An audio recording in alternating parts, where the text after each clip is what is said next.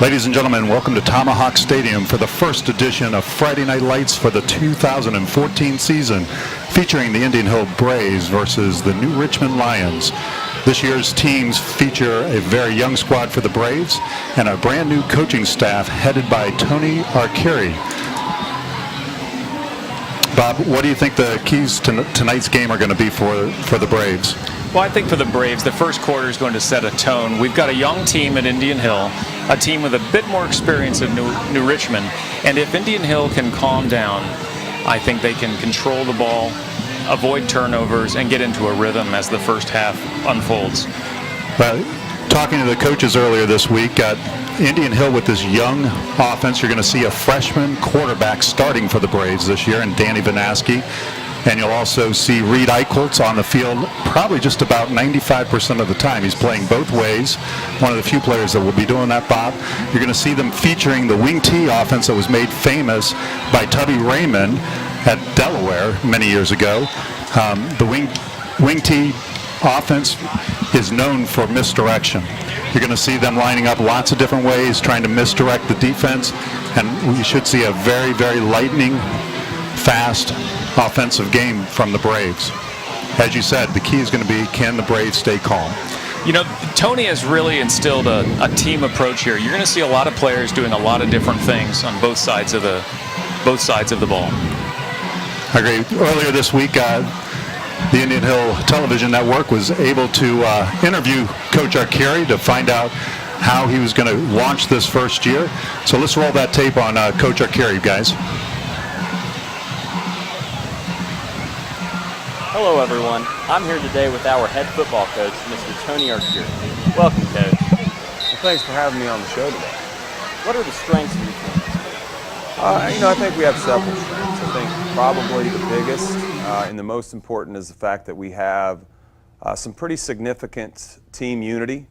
Our team is together, our guys are together, and I think that's a big part of success in any sport.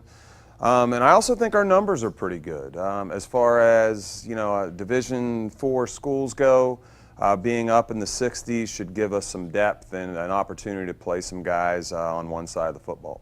What do you expect from the New Richmond Lions tonight? I expect an up-tempo team. That's one of the things that they do well. I'm sure people are more familiar with University of Oregon and the tempo at which they get up on the ball. And of course, this is no University of Oregon, but they model themselves after that style. So up-tempo offense, I think that's where they hang their hat, and then just playing good, solid defense. What are your thoughts about the other teams in the CHL this season? CHL, I think there's a little more parity this year than there perhaps has been in the past. I don't think there's necessarily any clearly dominant team. I think that's great for competition.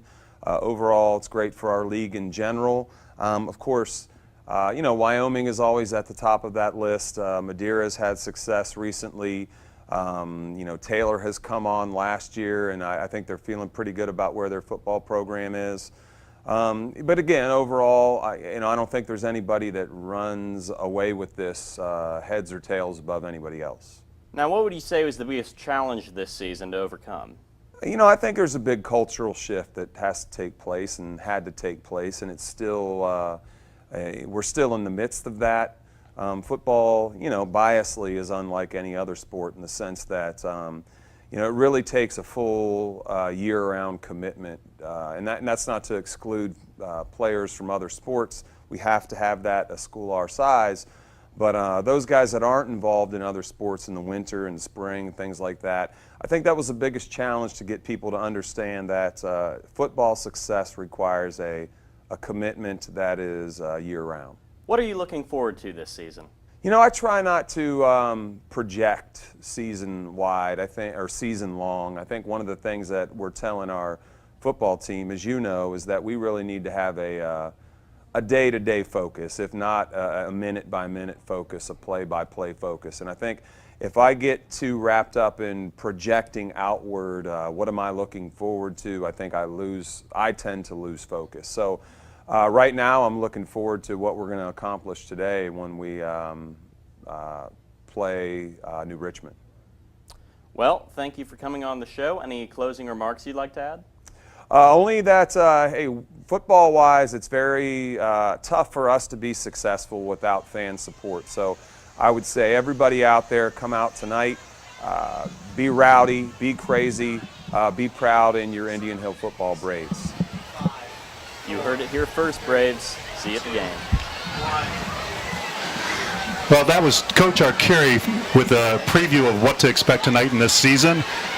We are about 7 minutes from the start of the game tonight, and the Indian Hill Marching Band is out on the field for the national anthem, and then we'll see the introduction of the players, and then we'll have the first kickoff of the 2014 season under the new coaching regime, under new uniforms in black. My name is Rob Young. I'm here tonight with Dr. Bob Rode. We are your commentators tonight for this game, and we both are very excited. Both of us have had kids go through this school, and Dr. Rode himself graduated from Indian Hill. You know, Rob, we should give a special shout out to the boosters tonight for hosting a wonderful booster bash. Delicious food, a lot of good entertainment, a lot of the kids performed, and we had great community support today. We saw people of all ages from all over the place in Indian Hill enjoying a little community gathering on a Friday night. What could be better than that? Yeah, this is great. Tony Arcuri has personally been responsible for really developing community around the football team, the sports program. He was instrumental in helping get new uniforms for the football team, a new weight room for all the athletes, and more importantly, he kicked off the Touchdown Club to really inspire. So to me, tonight is the second edition of Hits on the Hill. He had a public practice earlier in the summer called Hits on the Hill, and we're hoping every Friday night at Tomahawk Stadium becomes Hits on the Hill. Get everybody out to the stadium. You can always watch the game here in the stadium and then listen to Bob and I after the game on the cable network or on your computer via the Braves webpage. And Rob, you got to love the fact that between Jeff Zidron and Tony Arcuri, you've got the youth and the future of Indian Hill sports out there. Not just football, but look at the youth there, united, welcoming the Indian Hill Varsity Braves. And I think that builds a whole lot of legacy there for the youngsters. Yeah, this is and you know, if you look off in the distance above Tomahawk Stadium, you'll see a huge renovation project happening to the baseball and softball field. They're putting a lot of time and effort into making Indian Hill a premier place, not only for academics, but also for athletics. So here we go. The first introduction of the Indian Hill Braves football team is about ready to happen. And the marching band is lined up in their famous IH formation. And we'll have the national anthem after the players are introduced. So let's focus the cameras on the field and watch the first kickoff of Indian Hill football for the 2014 season.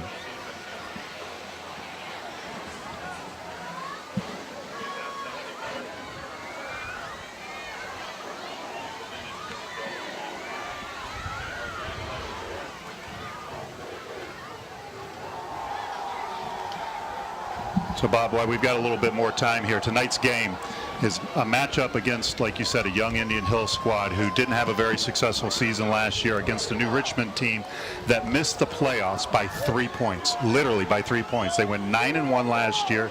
They lost at the last second on a field goal attempt, and they ended up not making it to the playoffs. So they graduated 15 seniors last year. Indian Hill graduated a lot of seniors. They've only got 6 significant starters back that saw significant play time last year. A huge freshman class is going to be important to have impact in this game. And New Richmond's coming out as you can hear the crowd welcoming them to Tomahawk Stadium. You're right, Rob. I know Coach Josh Stratton at New Richmond would like to have a few plays back last season as close as they came. And you can always have the what-ifs and Monday morning, Sunday morning do-overs. But ultimately, they had a successful season, but came just that close. And I think that they probably do have a little bit of a chip on their shoulder starting out. Yeah, I would agree. And the Braves playing in the famous CHL League. I think it'll come down to that last game of this. It's not the last game this year. It's the next to the last game against Wyoming, as it usually does. But I think Indian Hill has a great chance of ushering in a new era of Indian Hill football. And how appropriate is it, Bob, that the Indian Hill Braves actually have a graduate from 5 years ago that's playing in the NFL, for the Washington Redskins, Ted Bolger. That was the last season that the Braves were really dominant in this conference. And Ted caught a touchdown in one of the preseason games from, I want to say it was against Cleveland. Cleveland. So that's pretty sweet justice there. So here comes our Braves as the cheerleaders usher them down the tunnel of Pee Wee football players out to the center of the field. And you can see the captains for tonight for the Braves this year are Jason Lippman as a number 4. You've got C.J. Chin, who's a senior, number 31. You've got Kyle Niekamp, number 41, who's a senior, and Sammy Shamez, who's a senior, playing that offensive line, defensive line. A lot will ride on how well he blocks tonight and how well he penetrates the New Richmond offensive line on defense. Lots resting on Shamez to be a big leader this year, and I think he's got it in him to do it. Shamez showed a good talent of getting in the backfield last year. Had a lot of tackles for loss, and they need to be able to contain him as well. So here they come, folks, and it is official. The 2014 season is underway as the Braves sport their new black uniforms, and we're going to see a fired-up squad tonight. So a big difference in the squad, if you notice right away, is that last year they had about 40 players. This year they're sitting at about 60 players. So you can say they've got a 50% increase in the number of players. That's a big help. It'll be nice to see them get back to the days where they've got 75, 80 players in the program, and I think that's going to happen with this new coaching squad. So we're going to turn our focus to the American flag as we pay tribute to those men and women who have fought for this country.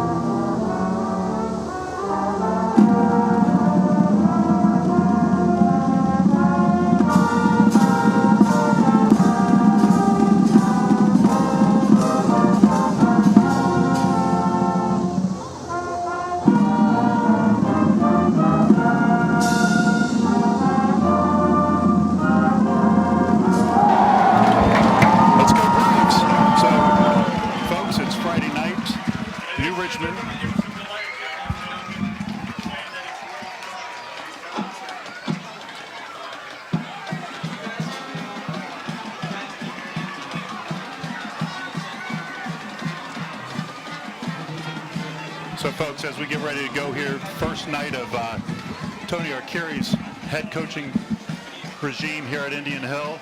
The other thing that I've noticed, Bob, that is amazing, Indian Hill's always known as having a great band in quality of music, but never been known as a band with large numbers. Not only do I think the football program is bigger this year, but I think the marching band program is larger this year. Yeah, I think you're right. I mean, Don Barker leads the band, and this year the drum major, Mitch Hardy, has instilled a lot of enthusiasm as well. This invites kids also from the middle school. So there's another pipeline here. Just like in the athletics program, the music program has a pipeline from the younger grades in schools as well. Well, that's great. And our captains, again, as I said, are going to be Jason Lippman, C.J. Chin, Kyle Niekamp, and Sammy Shamez.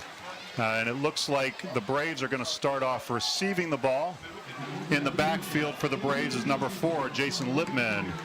Number 41, Kyle Niekamp. Number 5, R.J. Dean. And I think Charles Stevens is back to receive as well. And Charles Stevens, I believe you're right as well, number 11.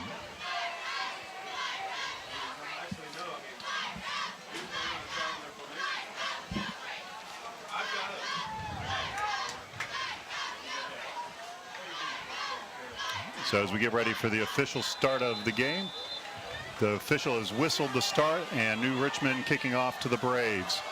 Austin Torrens kicking off. The ball's back to the 10 where it's received by Charles Stevens. Charles Stephen, who brings it up to about the 29-yard line. So the Braves are going to start this game on their own 29. And I think we're going to see the young Danny Vanaski starting as the quarterback in his debut game against New Richmond. And again, as I said earlier, Bob, you're going to see them play the wing T offense, which is notorious for misdirection. It's notoriously used by clubs that have an inexperienced offense, and this offense is filled up with many freshmen. So wide out to the left side is Jake Korangle. Vanaski hands off up the middle to Charles Stevens, who picks up about 4. And Bob, if we can get 4 yards every time Charles runs the ball, we might as well play smash mouth football. You know, the defense has to really stay true to their reads on this, and there can be a lot of misdirection. If you have a quarterback who has a quick release, you can also really get some big gainers when they bite on the run. So let's see what they do for the second play of the game. Vanaski's going to be back in the huddle.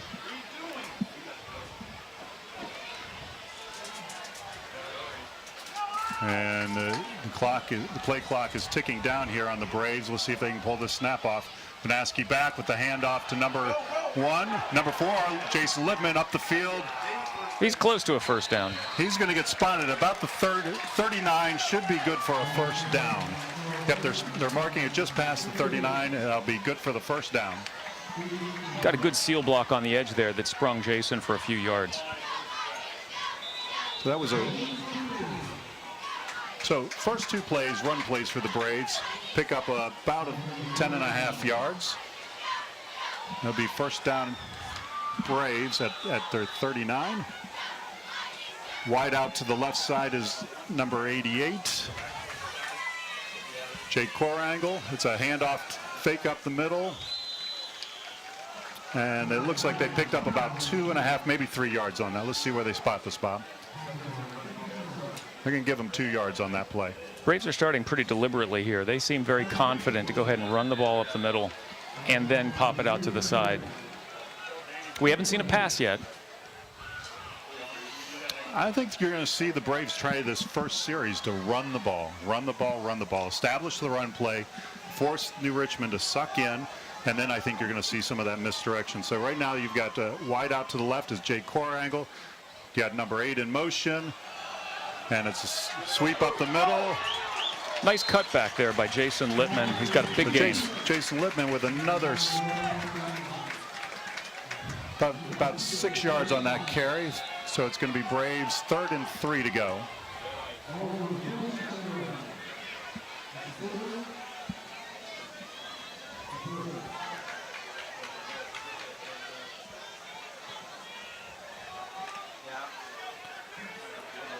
So they've got Korangle wide out to the left.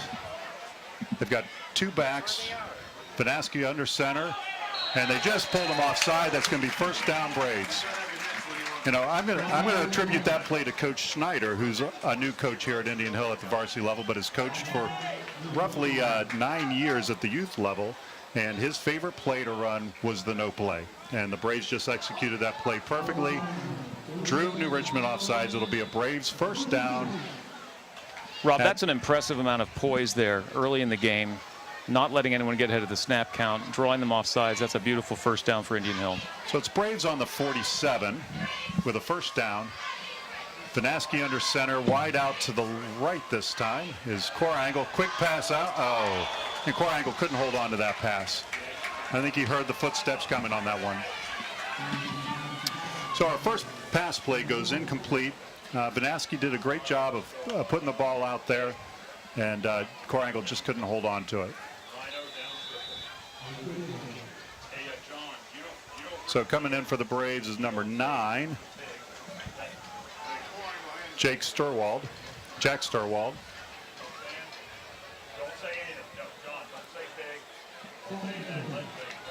We've got 2nd down and 10 for Indian Hill. 2nd and 10. It's a handoff to Charles, who's going to get up the field. They'll probably give him about 6 yards on this carry. So it'll be 3rd and 4 for the Braves. You know, their running game looks great, Bob. The offensive line is creating holes, sealing off the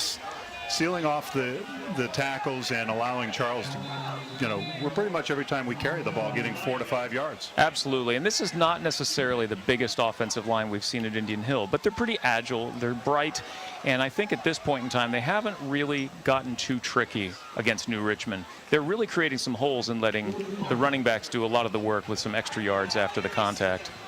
So the Braves on 3rd and 4. Actually, they've spotted 3rd and 5. It's a handoff to Charles. It's going to be just short. That's a good effort by Charles Stevens there. He's very close to a first down. It's going to be 4th.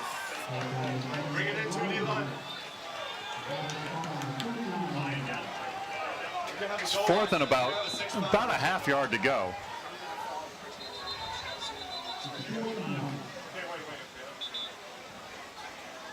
Officials have called a timeout now.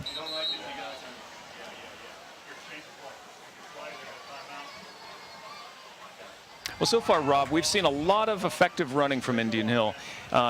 With the throwing arm that we know that Indian Hill has, some might have predicted to see a little bit more aerial attack, but right now, who can argue with the fact that they're gaining 3, 4, 5, 6 yards every time on the ground? No, we're okay. We're all right. Dad, boom! I said regular. We can... Next play. Let's get the first down. A little bit of miscommunication on the Braves' part, which is it's normally it's a Braves offense that's very young. It's a coaching staff that's learning to work together, Bob, and we're moving the ball up the field. It's 4th and about 1 to go, and the Braves have been moving the ball.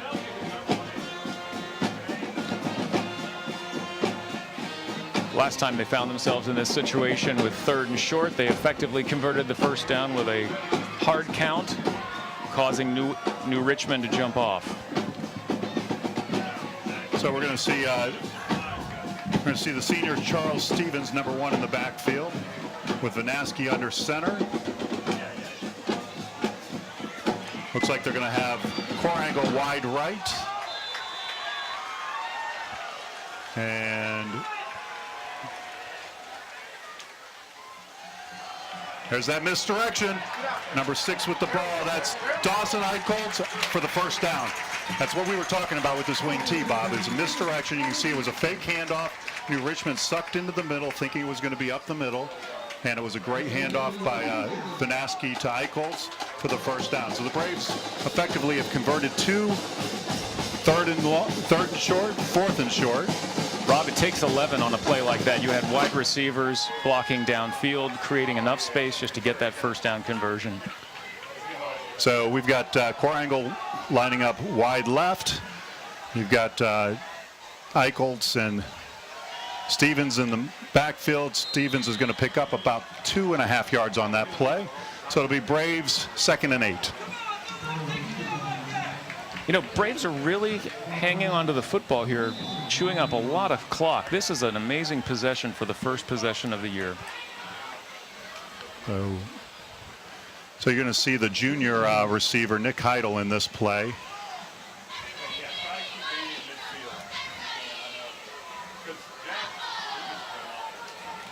So let's see what they line up. So you're going to see Nick Heidel wide right. You got 2 backs in Eichholz and Stevens. It's a quick pass out to Heidel. Heidel for the first down and knocked out of bounds at about the 22-yard line. Perfect play, perfect pass by the young quarterback.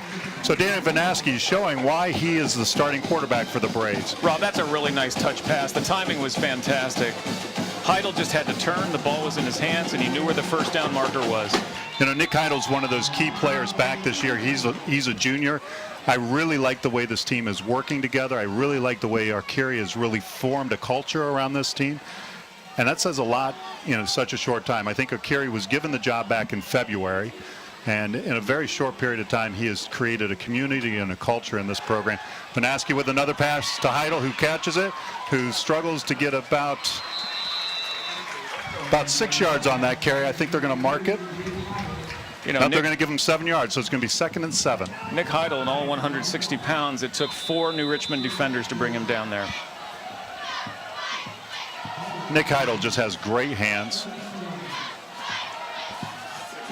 Nick played his freshman year at Moeller and came back to Indian Hill for his sophomore year and had a standout year. Probably was one of the leading receivers last year as a sophomore, and has just really brought around the game. So we've got number 6 out wide, who's Dawson Eichholz, a sophomore, in motion, blocking down. Great job. And we've got, is that Jason Littman with the ball, or is that Dawson? That's Jason Littman with the carry for probably no gain. No gain. So the Braves are trying to get to the 15-yard line, so it's going to be 3rd and 2.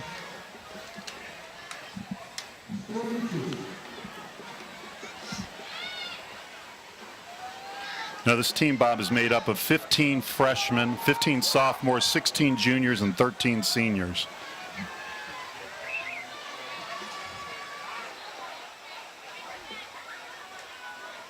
Vanaski changing the play. Delay a game on the Braves. You got 7. You got 7. You got the slant if you need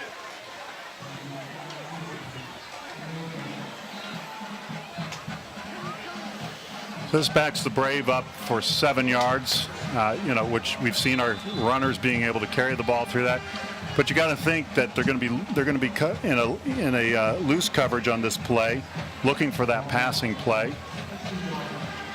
We'll see what coach draws up here. So far, a lot of confidence in his throws. So we got two receivers to the right, Nick Heidel and Jason Littman.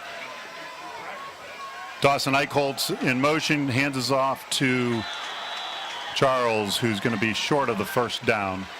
So the Braves are going to turn the ball over here on downs. Oh, no, I'm sorry. It's fourth and about 3. Sorry, I forgot we didn't lose the down on that.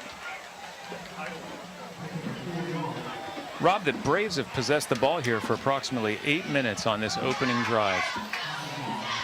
New Richmond cannot be happy with this.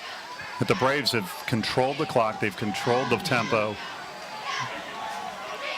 Rob, we've got Nick Heidel wide on the left on this play. Let's see who he targets. Vanaski rolling out. Vanaski keeping the ball himself and taking the hit. So the Braves are going to turn the ball over. First time that the Braves are unable to convert on first down. But you know what? They picked up 3 first downs on that drive. Ate up over 8 minutes of clock. New Richmond's going to take over the ball at about the 17-yard line. So they're in, it's time for the defense to step up and play big. So on that first offensive drive, I only saw maybe 1 or 2 miscues by the young Braves, but all in all, that was a great offensive run. So New Richmond's going up the middle, and the Braves are stacking the middle and putting bodies on him, and he's going to be lucky to get a yard on that carry. It's maybe a yard at most, but there was not a lot of daylight. Braves had that one fooled. So New Richmond is starting out with their sophomore quarterback, Gage They gave him Kramer. 2 yards on that. I think New Richmond got lucky on that one. Sophomore quarterback in the backfield. Good coverage by the Braves. Almost picked by number 16. Colin Shaw, freshman Brave. For a lot of people, they probably are not familiar with this freshman class, but this freshman class was the first 8th grade class in a long time to go undefeated as an 8th grade team. Rob, we've got 3rd and long here. Let's see what New Richmond wants to try. He's going to hand the ball off. It's going to be a sweep, off. and it's going to be... The Braves are looking good on defense. There was nothing there when you meet Reed Eichholz. That tackle was made by Dawson Eichholz in the backfield and assisted by a slew of other Braves that I can't see. I think Reed got to him first, and he had nowhere to go. Great defensive series by the Braves. So back to receive the punt for the Braves is number 6, Dawson Eichholz, the twin of Reed Eichholz. And New Richmond punts out of their own end zone, and it's fair catch. So the Braves are going to take over the ball with 2.5 minutes left in this first quarter. They've got good field position, Rob, to start this second drive. Now they're going to be at about the 43-yard line. 2.5 minutes. You know, it'd be nice to see them score in this first quarter. But either way, they held New Richmond to 3 plays. And the coaches have to be really, really happy about that. Rob, we said before one of the keys is establishing a rhythm, and I think thus far, although there was not a score in that first drive, Indian Hill really established a rhythm. We'll see how their tempo is in this second drive. So you're going to see Vanaski under center. The 2 handoff is to Stevens, who tries to get around the corner, who's dropped for about a yard loss.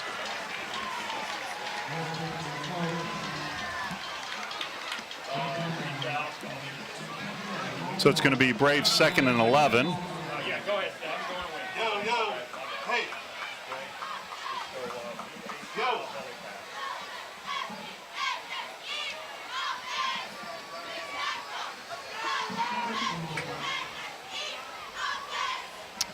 Second and 11 for the Braves. So under center for the Braves is, looks like number 54.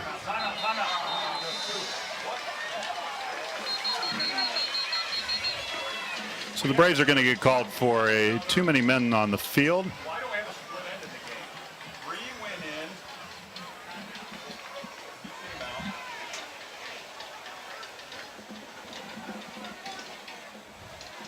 out. So young Adam Sitchell is the center. He's an 11th grader. Also on the line, you've got Sam Shamas, Anthony Johnson.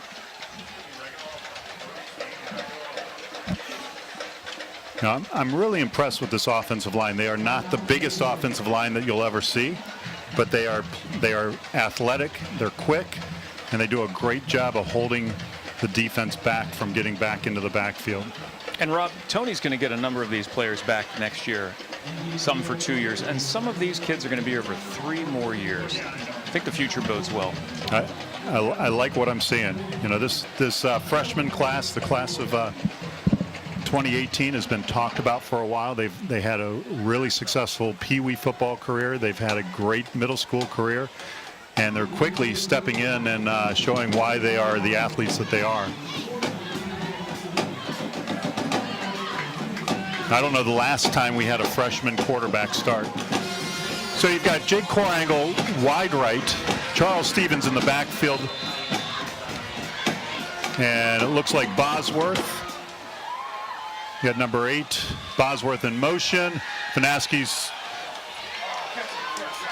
Littman fumbles the ball. He never had it. He never had it. I think we got a turnover, Rob. I wish we had instant replay. You know, that was that's the first turnover of the game for the Braves, and it's a fumble by number 4, Jason Littman, who just I'm not sure he ever had control of that ball, Bob, but they are calling it a reception. Unlike college, there is no replay, so I would venture to guess if we saw a replay, he was bobbling the ball, but credit Richmond with the hit. Passing formation here for New Richmond. Braves. That's not. Coming back. It's a flag on the play. We got a guy down. Man, that's four.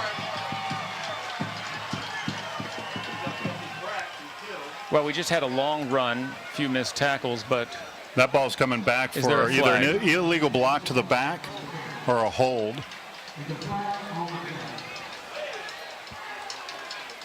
hurt without calling the crowd. And it appears that I think that might be Ben Corangle down on the field right now. Rob, let's see if we can get an idea what the call is on the penalty.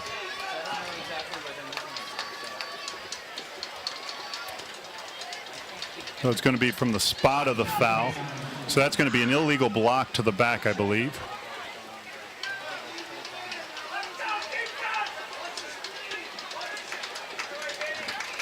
And that is Ben Corangle getting up and coming off the field right now.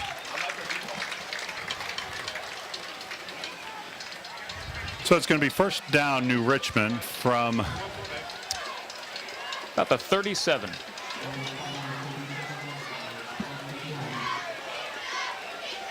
Minute 22 left here in the first quarter. Let's see if the Braves defense can step up here and stop this. That's two quick plays by New Richmond. Passing play up the middle, a little flea flicker.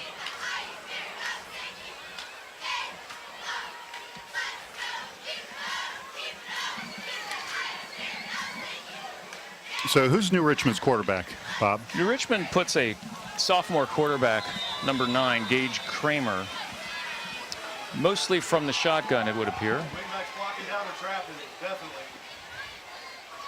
Gonna get trapped here. Deep. And the Braves misread that. That's a 20-yard. Before the game, he should be sitting right there. That was a quarterback keeper. Kramer took that with himself. I mean, he's there. And New Richmond's going to a no huddle on this.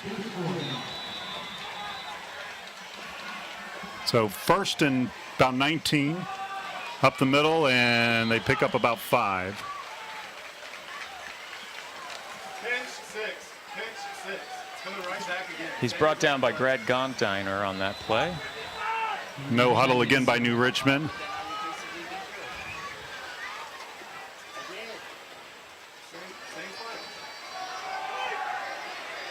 And this time the Braves pick up the same play and get them down at about, it's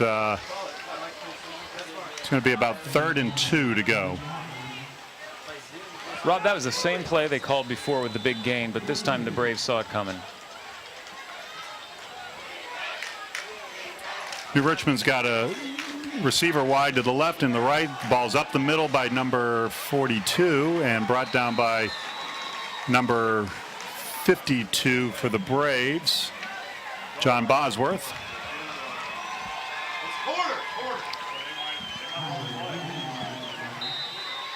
I think they're going to squeeze one more play in before the quarter here, Rob. Who is the clock?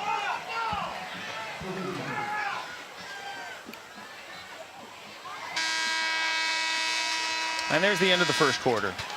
So at the end of one, the Braves are tied up with New Richmond 0-0. New Richmond has the ball on their 11-yard line with 6 to go. So it'll be interesting to see what New Richmond does here.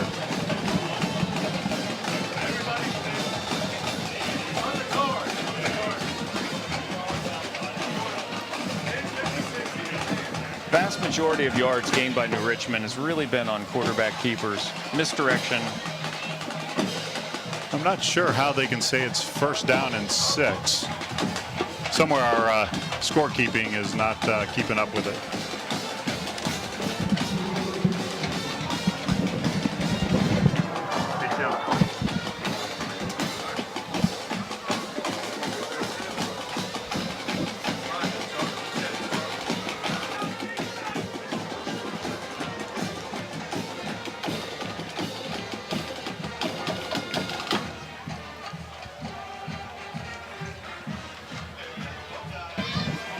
So as we get ready to start the second quarter here, it's New Richmond on the 6-yard line, first down, 6 to go.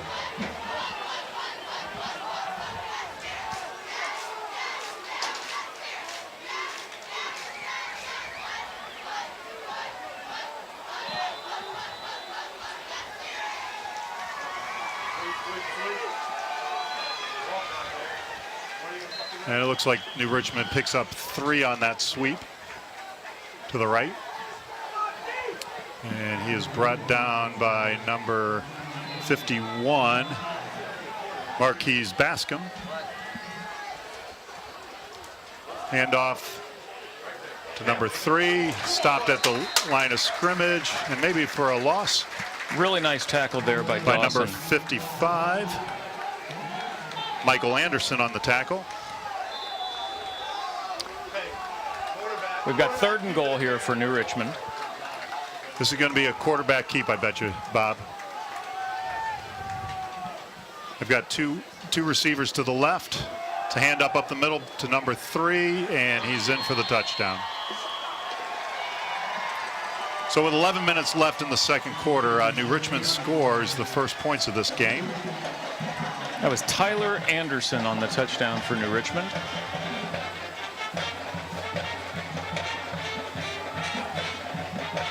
And going for the extra point for New Richmond is Austin Torrens, their kicker.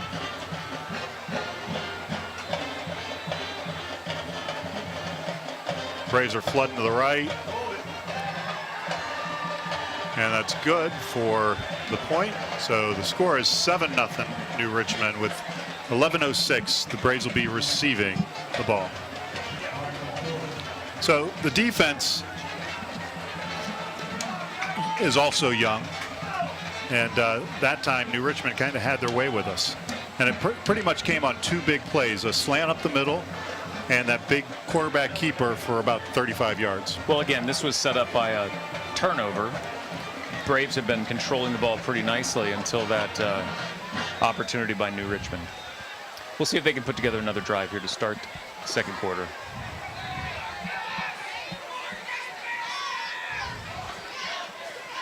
So, Bob, you know, New Richmond is predicted to probably win their conference this year. They bring back a secondary that only gave up 3 passing touchdowns last season. And that's Jimmy Schneider, Miles Brunnan, and Derek Gettler. So we'll see how New Richmond's defense does against this Braves offense. Again, they haven't, you know, the Braves were controlling the ball other than that turnover. So I like how this looks. It's early in the game. We're having some scoreboard problems here.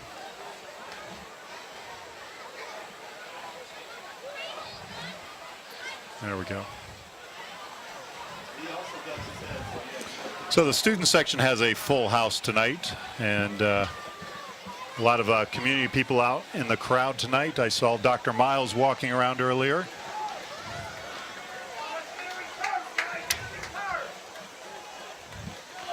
So Rob, back receiving for the Braves. I think we have Charles Stevens and Dawson Eichholz. Dawson Eichholz.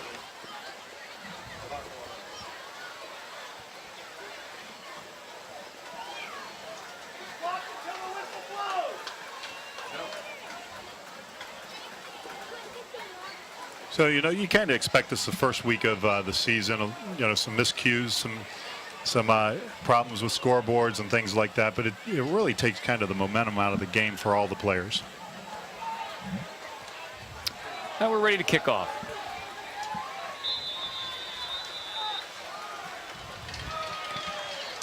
It's going to be Stevens who's going to let this ball go into the end zone. The Braves are going to take the ball at the 20.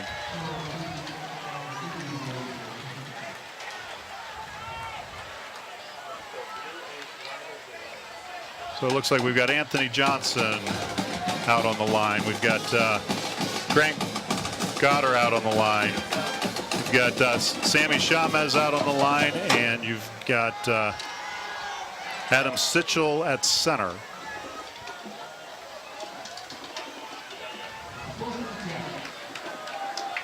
Got Jake Corangle lining up on the right. Wide. Vanaski under center. Stevens in the backfield, and he's going for the pass here. I think the fans want a flag on that one. There was definitely contact with the receiver.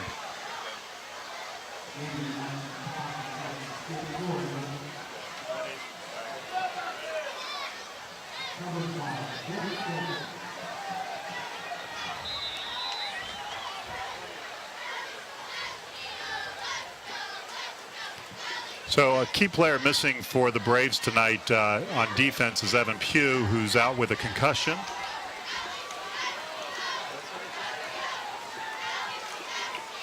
Vanaski's keeping the ball. He's looking for the open receiver, and it's almost picked off. Slow as shit.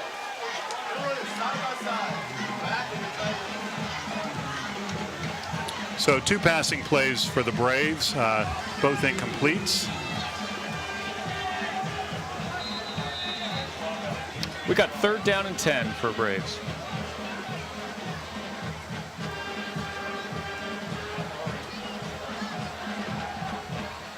That's Jack Sturwall running plays into Vanaski. Faster. Tell him to hurry. Tell him to hurry. Vanaski under center, 2 receivers to the right. In motion is Eichholz up the middle for about a gain of 5. So the Braves are going to be punting this ball. 4th and 5 to go.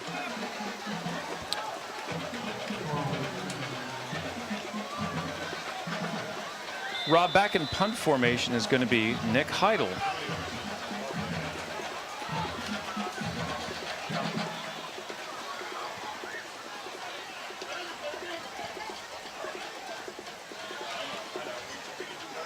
Punt is away. Punts away. It's caught at about the 41. Missed tackle by the Braves.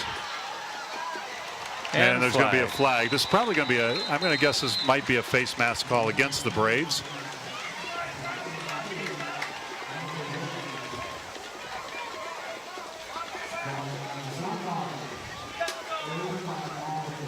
See what the officials call on the play.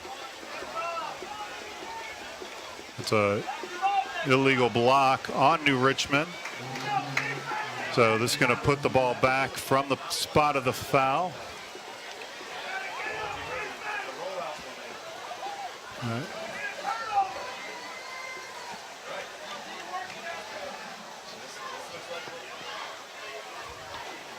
That's a 10-yard penalty on New Richmond for the hold. So New Richmond will start this drive from about the 42-yard line, wiping away that 10-yard gain that they had. And it's up the middle. The Braves stop them at the line of scrimmage. Nice play by the defensive line on that one, Rob. And that was number 55 on the tackle, Michael Anderson.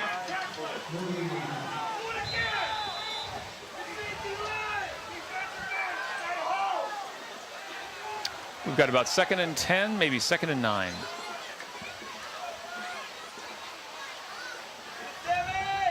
New Richmond quarterback back, number 12 in motion. It's a flick off to number 12. He's bringing it around, and the Braves pick him up. This is going to be a loss for about 3 yards on that play. The Braves defense has really stepped up this time. Running the ball for New Richmond was their kicker, Austin Torrens, and he went backwards. So this is going to be 3rd and about 14.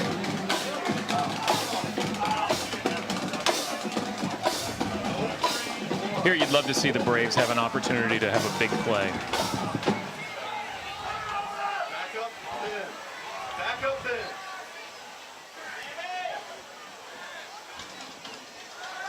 It's a pass. Braves are in coverage. That should be a... There we go. Let's go. Come on. Almost offensive pass interference, but they'll take the turnover on downs. So that was great pass coverage by Corangle. We'll be in a punting situation now, 4th and 14. And New Richmond's bringing out their punt unit. We'll have Eichholz in the backfield to receive the punt.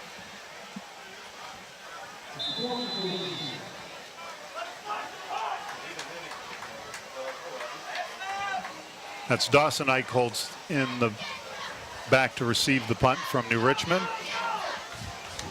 This ball's punted short, and it's going to take a New Richmond bounce, and Eichholz is going to let them down it at about the 23-yard line. Well, the Braves get another chance on offense. We'll see what Coach Arcuri draws up here and see what the pace is going to be.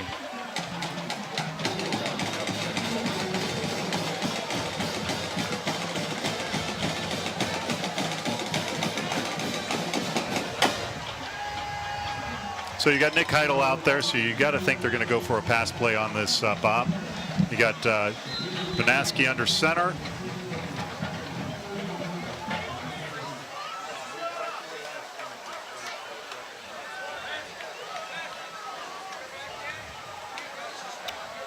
I think we've got Charles Stevens up the middle for a Looks like he's going to pick small up gain. about 3 or 4 yards on that play.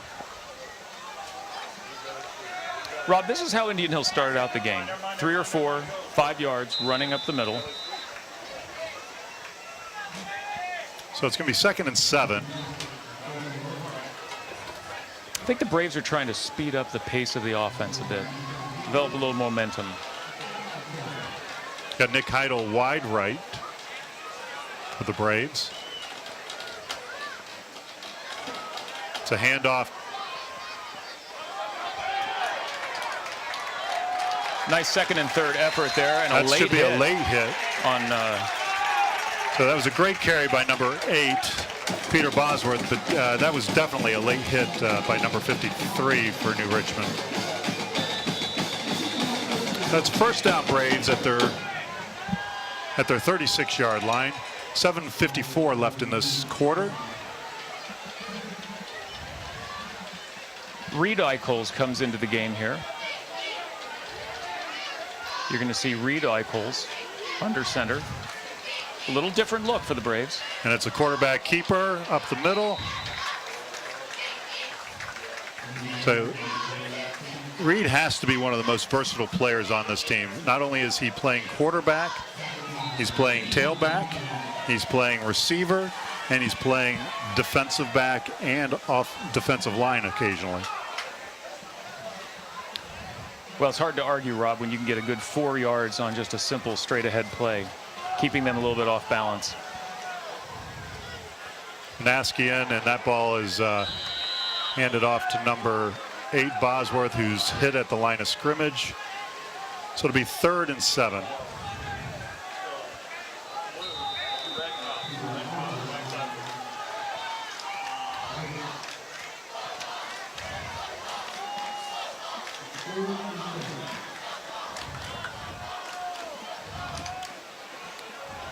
So you got Banaski under center. In the backfield, you got Charles Stevens. Banaski for the throw, and that'll be a first down Braves as Heidel fights for more yardage. And you got to like the yak on that. Absolutely. He probably got another 3 yards after the first contact, held onto the ball securely. It's a nice first down conversion for Indian Hill. Nice play. So, you know, one of the things that I like about this Braves offense is they have 2 weapons that they can use in that backfield between Banaski and Eichholz. Banaski is clearly the better passer, but Eichholz brings a dimension to that quarterback position when he can run that ball right up the middle. Banaski's just too young to do that quite yet. He's got to work a little bit on his size, but as a freshman, his poise has been incredible. Here It's we've a got handoff another off to- end around. And that's going to be hit at the line of scrimmage. That was Bosworth with the carry. You know, one thing that I would ask the coaches, Bob, is that every time they run that play, it seems to develop slowly. And I don't know if that's by design or if that's just the inexperience of the offense right now of running that play. Or maybe they're setting that up for another big gainer. We'll see if they fold that play into So you something got Stevens downfield. and Bosworth in the backfield. Passing play. That's an incomplete pass. Banaski throws a little under Nick Heidel on that play. Rob, we're back to 3rd and 10.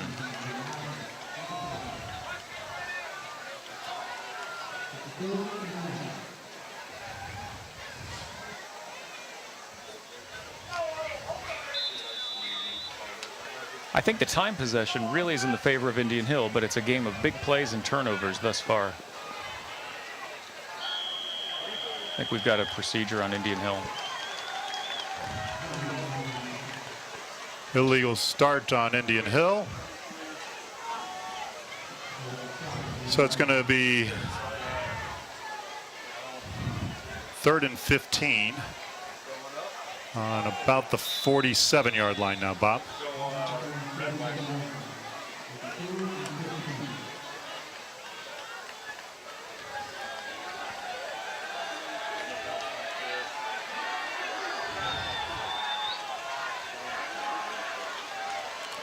He's rolling out for the pass.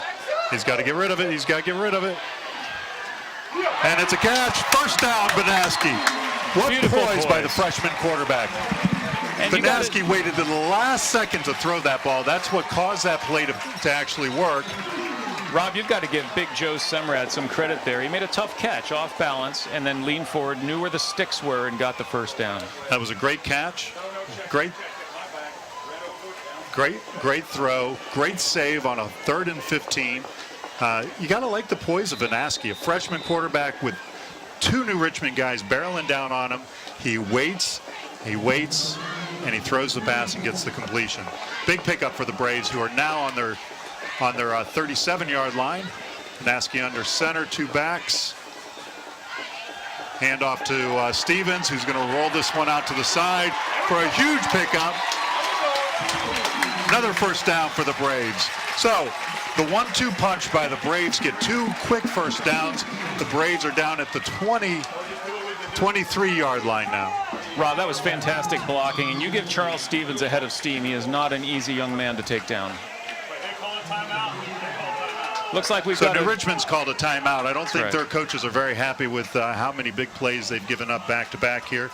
You know, one of the things that I expected coming into this game tonight was some jitters, and we haven't really seen a lot of jitters. Maybe a little bit of misread, a little bit of uncertainty on what they're supposed to be running, and some penalties on delay of game and some false starts. But other than that, this offense, for as young as it is, and how young Vanaski is as a quarterback, very few freshmen in this city get to start at quarterback, Bob.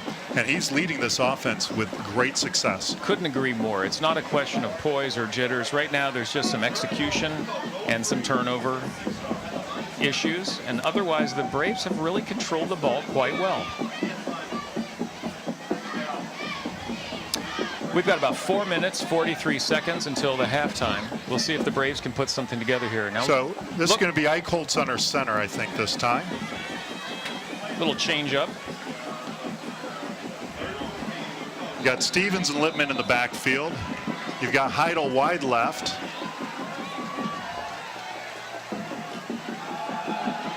Ball Balls goes to Lippman,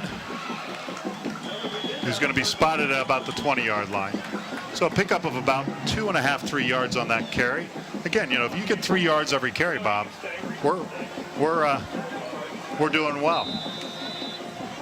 2nd and 7. So it looks like they're going to keep the sophomore quarterback Reed Eichholz in. So you're going to expect to see them run. I'm sure New Richmond has scouted us a little, and that's what they're going to line up for. What they have to remember is Eichholz can throw the ball. Heidel wide left. It's a handoff to Stevens up the middle, who picks up about 6 yards. That's just a quality run by Charles Stevens. He is bouncing off of tacklers and getting a good 4 or 5 yards after first contact. So it's 3rd and 1. The Braves have just marched up the field on this series of downs, eating the clock up. The most impressive thing is how much time the Braves have ate up of the clock in this first half, Bob. I think we're probably sitting at about a 60-70%, and this is right up the middle with Eichholz keeping it. This is why I think Eichholz is a dangerous weapon for the Braves. One of these days, Bob, and I'm not a quarterback coach and I'm not a running back coach, but I think it would be fun to watch Vanaski under center, having Stevens and Eichholz in the backfield, and seeing what kind of damage they could do. Well, Eichholz has fantastic hands, as you know, as well. He's a danger to catch the ball as well as run it. We've got about 2 yards. We're about on the 3-yard line, Rob. 3rd and goal.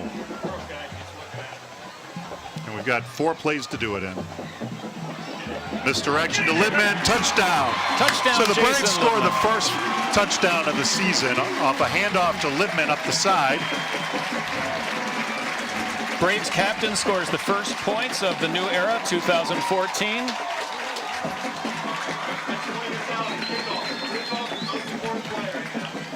And Heidel is going to take the extra point opportunity here. And it looks like holding for Eichholz is number 9, Jack Sturwald. And that's going to make it 7-7. Nice drive by Indian Hill on that. The play calling was a nice change of pace. We had some quarterback keepers. We had some nice pass plays, and you had probably the stellar play of that 3rd and 15 with the completion over the middle. Yeah. So one of the neat things about this staff is Coach Arcuri used to be an assistant coach under Seipel back in the days when we had the Hendricks boys, and we had Teddy Balzer, and we had Bo Cordell, and then he left to be the head coach at Madeira for 2 years, turned that program around, actually took them to a CHL championship in 2 years, left there to go to Bishop Fenwick for a couple of years, and now he's back here at home where the Braves. And he's been teaching at Indian Hill all along. So one of the great things is that we've got a teacher, coach out on the field who's brought in some great people. We've got Coach Vanaski, who's running the offense. You got Coach Schneider, who coached these kids all the way up through 6th grade, a lot of them. You've got the old Sturwald in Coach Eli out there, and Bert Sheard, who is a Indian Hill product himself and has been on the sidelines for Indian Hill probably as long as the high school's been here. Not only are they some talented coaches, but they are some of the most noted teachers in their schools respectively as well. Now we'll see how quick, it'd be nice to see Indian Hill get Vanaski from Loveland teaching into Indian Hill teaching. Heidel to kick off. It's going to bounce. Oh, they did. Yeah, that's our ball. Oh, my God. Almost. Braves almost recovered that kickoff, Rob. It's on the 40. No, well, we touched it before it went out. It doesn't matter. You have to secure it. It's coming to the 40. I think the refs are going to converse a little bit about exactly where the ball is going to be spotted. So the question is did the Braves control the ball before it went out of bounds?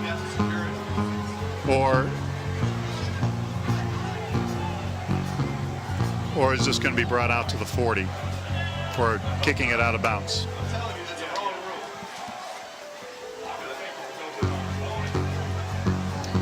With 2 minutes 54 left in the half, let's see how New Richmond comes out They're here. going to spot this ball at the 26-yard line. In deep coverage for the Braves is number 17, Ben Corangle.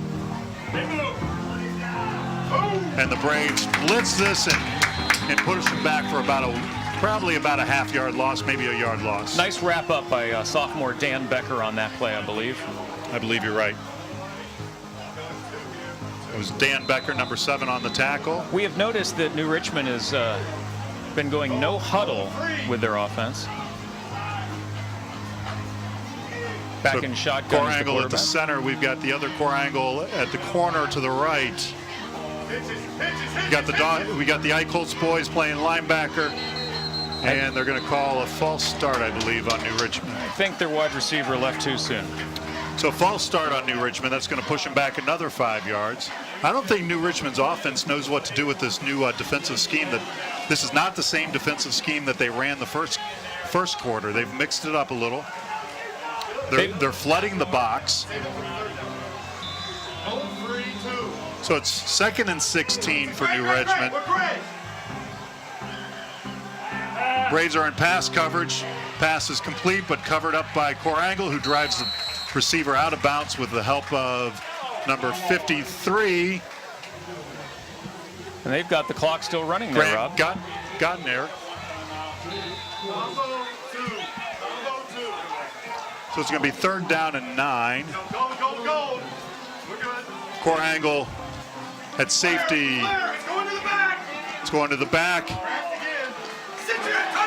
Fantastic open field tackle there. And the Braves call a timeout. There's 1:34 left in the game.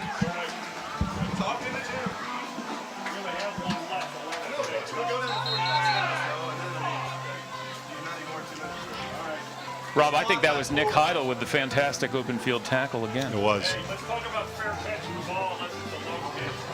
Yeah, wait. Great defensive stand by Indian Hill. Good poise, good aggression, pressuring the quarterback. Run down, tell the clock guy, 136.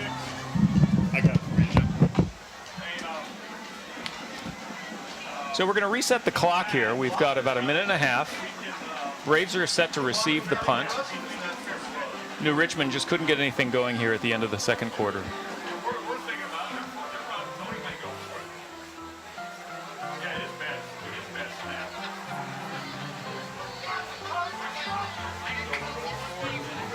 In the preceding snaps for punting, they've been fairly high. New Richmond has gotten the ball away each time. Rob, I don't think New Richmond is relishing getting this punt away.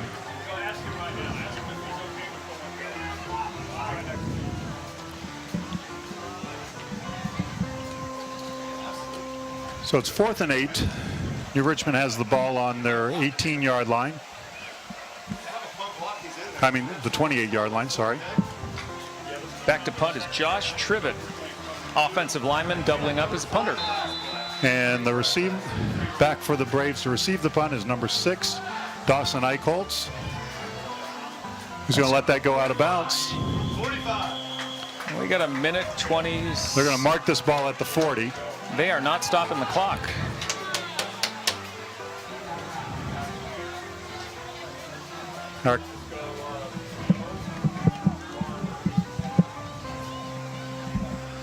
So there's a minute 24 left in the fourth quarter. The Braves will take over on their 40-yard line. And they're lining 2 receivers to the right. It's Heidel and Korangle. He's got an open man. Heidel's got it open. Heidel's going to take this all the way in. He's Touchdown! In. Touchdown!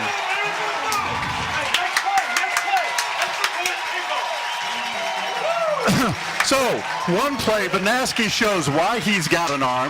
Vanaski shows that Nick Heidel knows how to catch the ball and run. And the Braves score quickly to make this a 13-7 game. And the Braves are going to go for the extra point here. Now, the question is Heidel's going to be kicking this ball. It's probably a little winded.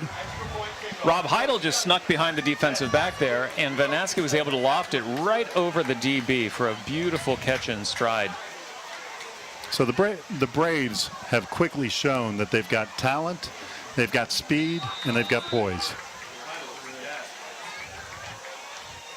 So Heidel with the extra point will be good. It'll be a 14-7 game with a minute 12. The Braves will be kicking off.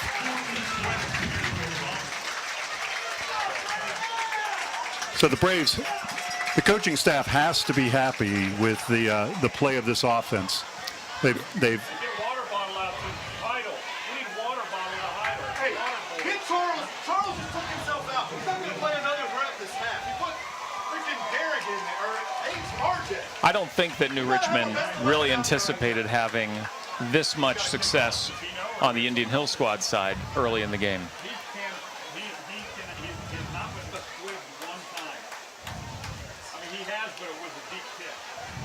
Coach, I totally go against this. Squib. He's never squibbed yet. Oh, I thought he won it. No. So here we go with the kickoff, a minute 12 left. All right. I tried to have him do it the other day, and I saw it. The line drive, not a squib. So kicking off for the Braves is going to be Marco Fiore, a freshman who has a leg. The question is, does he have a leg to kick at the high school level? Well, There's more to kicking than just power. Well, let's in high see if school. they actually kick it deep or we try to just prevent a run back here.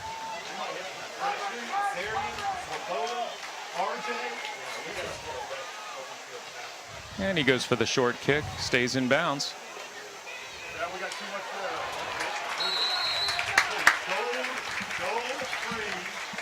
Hit hard by Zarian Hunter-Cure.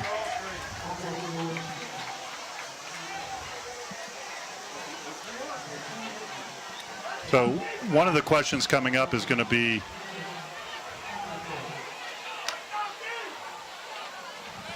for the Braves.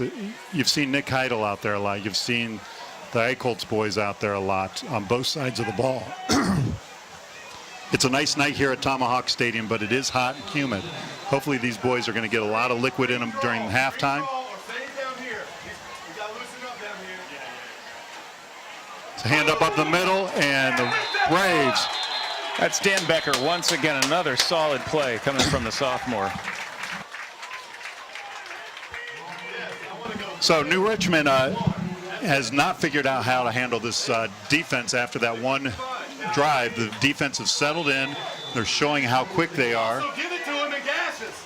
They could give it to him in gashes, Coach, with the bye. And it's a fumble, and it's recovered by Indian Hill. It's going to be a recovery by Indian Hill. That was a fumble recovery by Dan Becker. The Braves are going to take over the ball on about the 25-yard line with 42 seconds left to play, Bob. Rob, the New Richmond club is just unraveling here in the end of the second quarter. See if Indian Hill can capitalize again. They had a single strike for a touchdown. Let's see what Coach draws up on this play with 41 seconds left till halftime. So you got Nick Heidel wide right. You've got Corangle wide left. Vanaski back for the pass, and Heidel just can't hold on to it. So 38 seconds left to go. You know,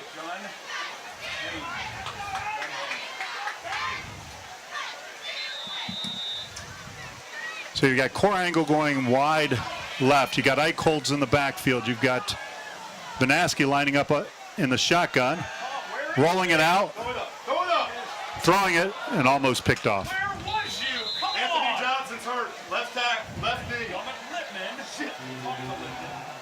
And Anthony Johnson is down on the field holding his knee. It'll be an official timeout with about 32 seconds left. And the fine doctors of Beacon Orthopedic are here, led by Dr. Kremchek. Anthony Johnson's a junior.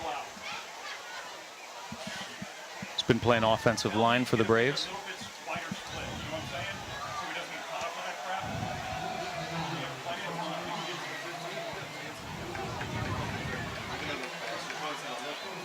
So this won't be good. Anthony's one of the biggest offensive linemen we have. I think he weighs in at about 270, if I'm not mistaken, Bob. I know. Listen to Bert. What do you want to do? Do you want to put Semrad at tackle or Clark? Bert. Now they've got him listed at 240, Bob. I would rather have Semrad in than Clark. Ask him, John. Just ask him, would you? Just go ask him.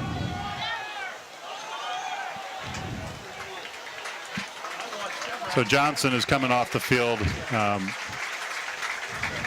being helped off the field by two Braves. Yeah, Rob, that'll be a real loss for the Indian Hill team.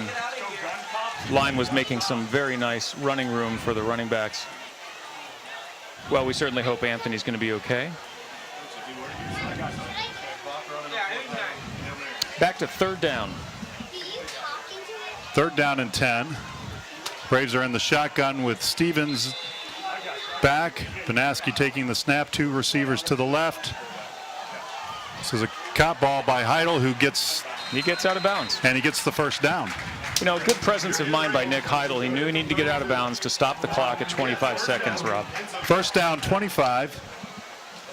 So the Braves are going to be going into their red zone offense here. And we'll have to see how they fare here.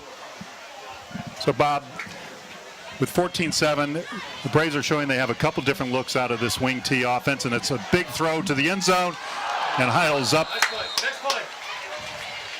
Nice toss, nice effort, just couldn't come down with it. Good coverage by New Richmond Lions there. That was a perfectly executed play. It was a timing play to Heidel. Heidel went up with the defensive back and just couldn't bring the ball down. 21 seconds left. It is 2nd and 10. You got to think they're going to go one more passing play. They got two to the left, and Vanaski's throwing it and just underthrows the receiver. And you got to think this play, they're probably going to run it to get it back towards the center of the field, go for the field goal, I would think, Bob. You know, from a kicking standpoint, they've looked very confident. I think they'd like to get some points on the board here with this fantastic opportunity before halftime.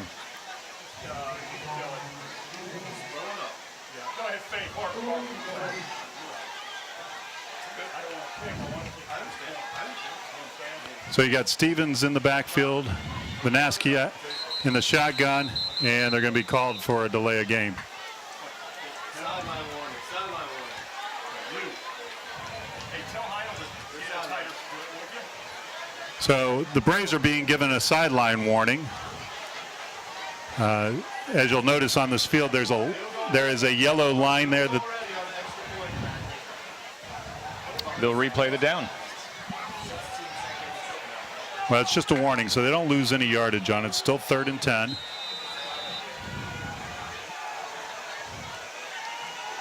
Panaski's going to go up with the ball, and he throws it away.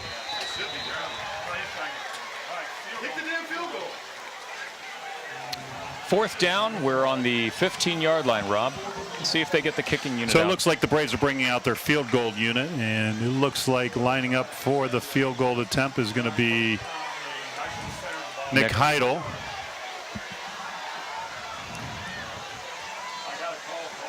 Ball is going to be held by number 9, Jack Sturwald. And Heidel with the kick, it's going to be short. So last year, the Braves used a first-time football player, and Jeff Ferguson, who was a longtime soccer player on the varsity team, decided to take up football his senior year, and they could count on those 3-point attempts. And we have a nice little thunderstorm coming in here, Bob. The rain has started here at Tomahawk Stadium. Well, we've still got 6.8 seconds left before halftime. I think New Richmond's got one more play they can probably run. So you got to like the odds here for the Braves. New Richmond's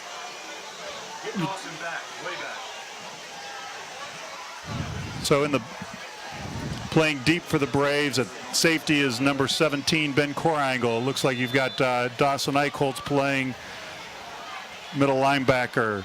And they take a knee. So, Bob, first half, Braves are going to go into the locker room up 14-7. We saw an offense that was able to control the ball, eat up a lot of clock. They were able to run the ball effectively, and we saw them do some great passing plays. You know, give a lot of credit to Danny Vanaski, 9th grader, manning the offense several times for a long drive, and ultimately making the most and capitalizing on a quick strike opportunity after Indian Hill had their own opportunity with a turnover.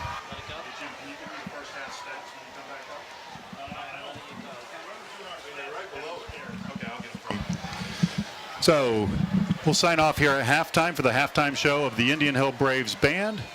Indian Hill Braves Marching Band is set to perform. Hopefully the rain will let up for their fantastic performance. Again, they're led by Don Barker, and Mitch Hardy is their fearless drum major. They're going to be performing the 2014 show Mystery by Gary Gilroy, Kohei Musashima, and Nate Borg.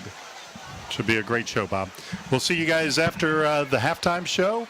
Braves are up 14-7 here at Tomahawk Stadium. And stay strong, Braves.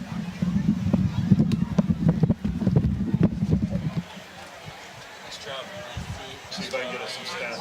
Nice job. Good job, guys. We did it. Yeah, boy. Yeah, buddy. Yeah. Can you stay up here?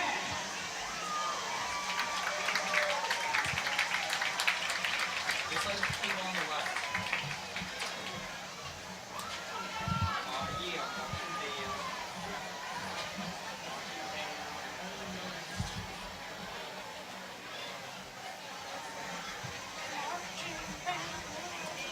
Wait, they have to have sheet music with them. What the hell?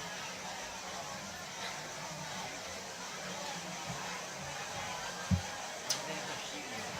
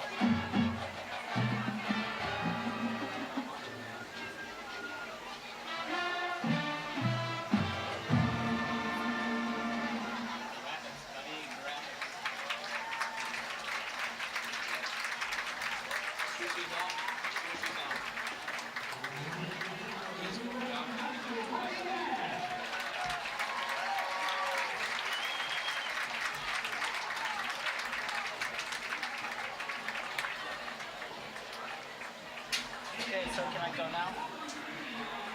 Can you take a break now?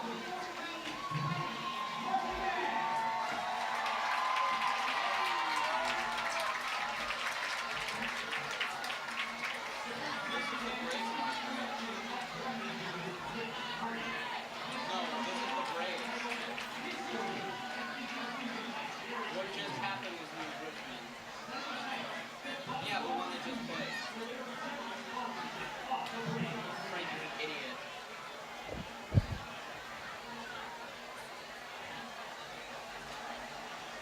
Can we go back and change that? We can edit it later, can't we?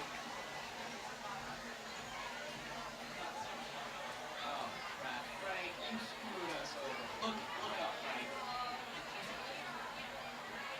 Frank, look up at me.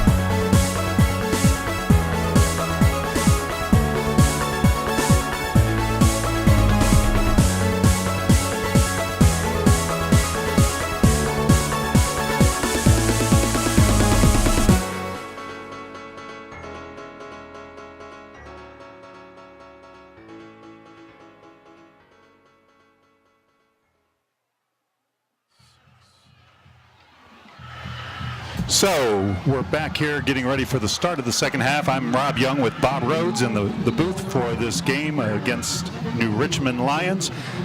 We went from a nice sunny evening at Tomahawk Stadium to a nice rainy fall night.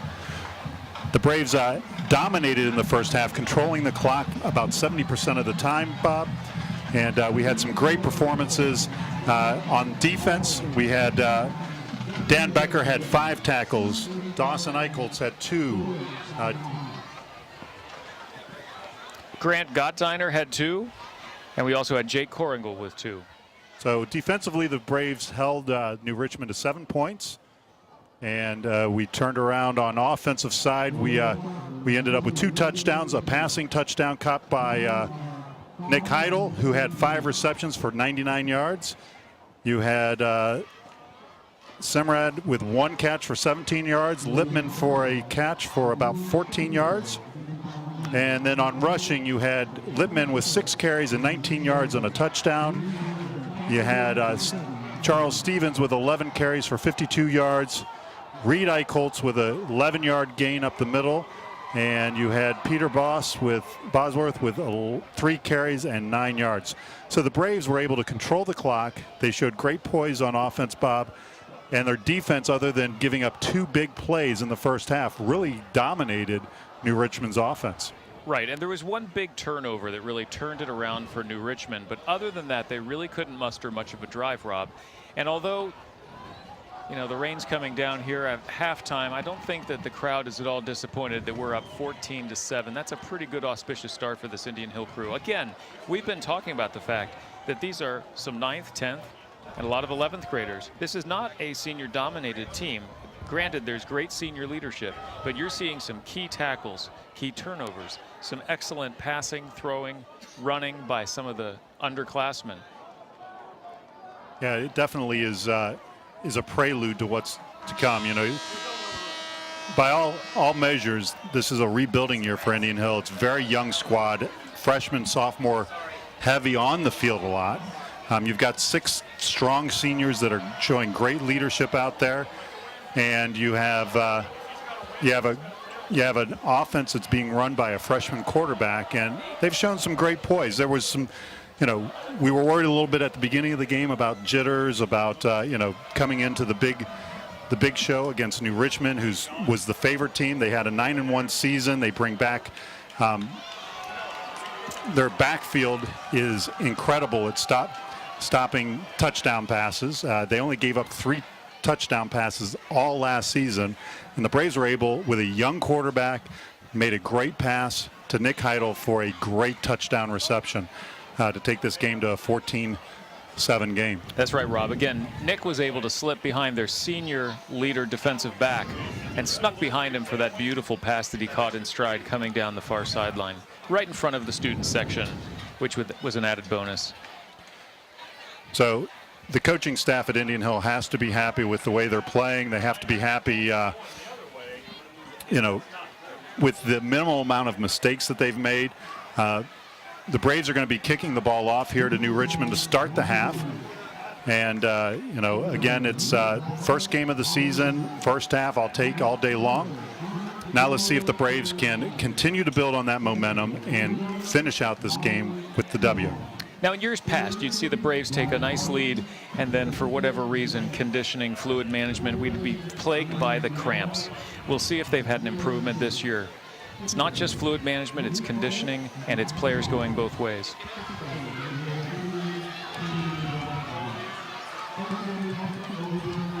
So kicking off for the Braves is going to be Nick Heidel.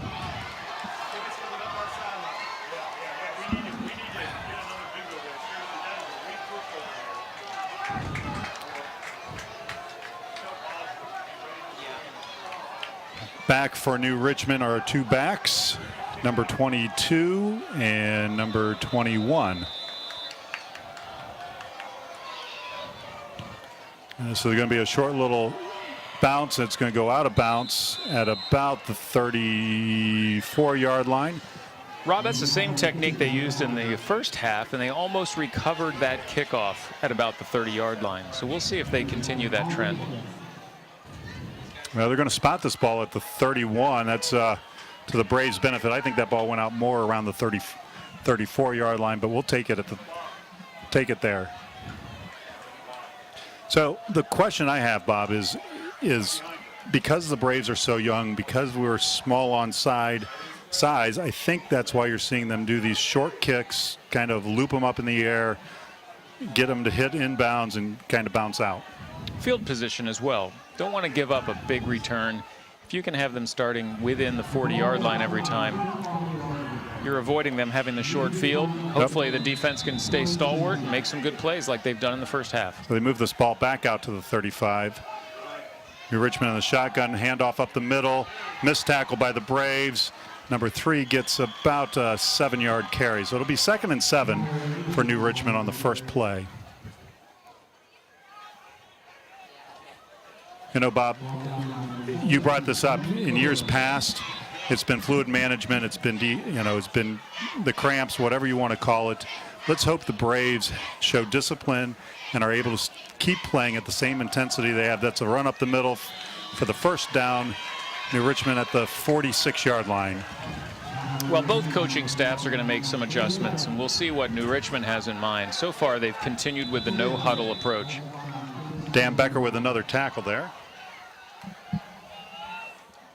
It's another handoff up the middle, and he's going to get about 4 yards on the carry. So it's going to be 2nd and 6 for New Richmond.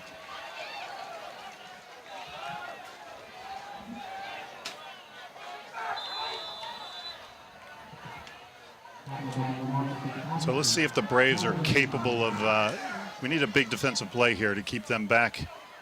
So pass, Corangle in coverage. And he's going to pick up about 2 yards on the reception to number 42. Very nice coverage by the Braves. Ben Corangle was playing very, very good defense. Almost stripped that ball and got a turnover.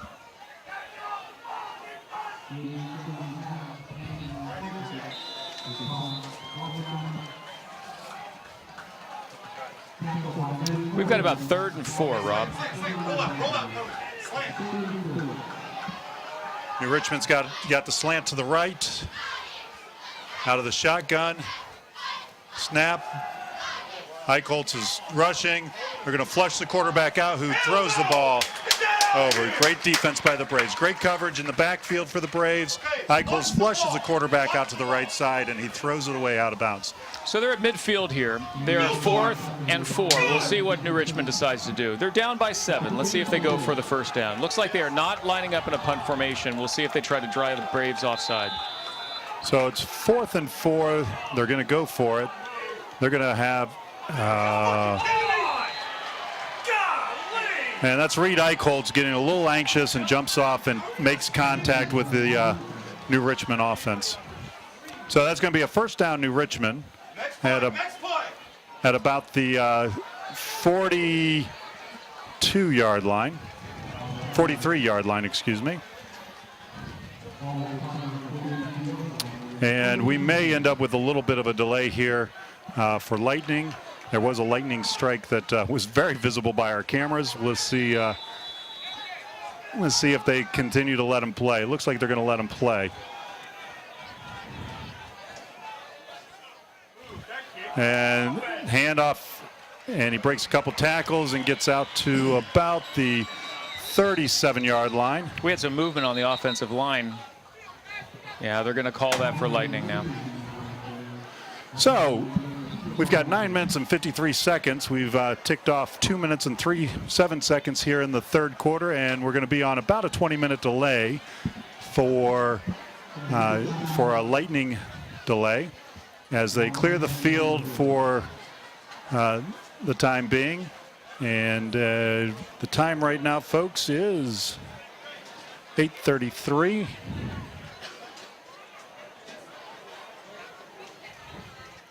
So we'll be back with you here after the break.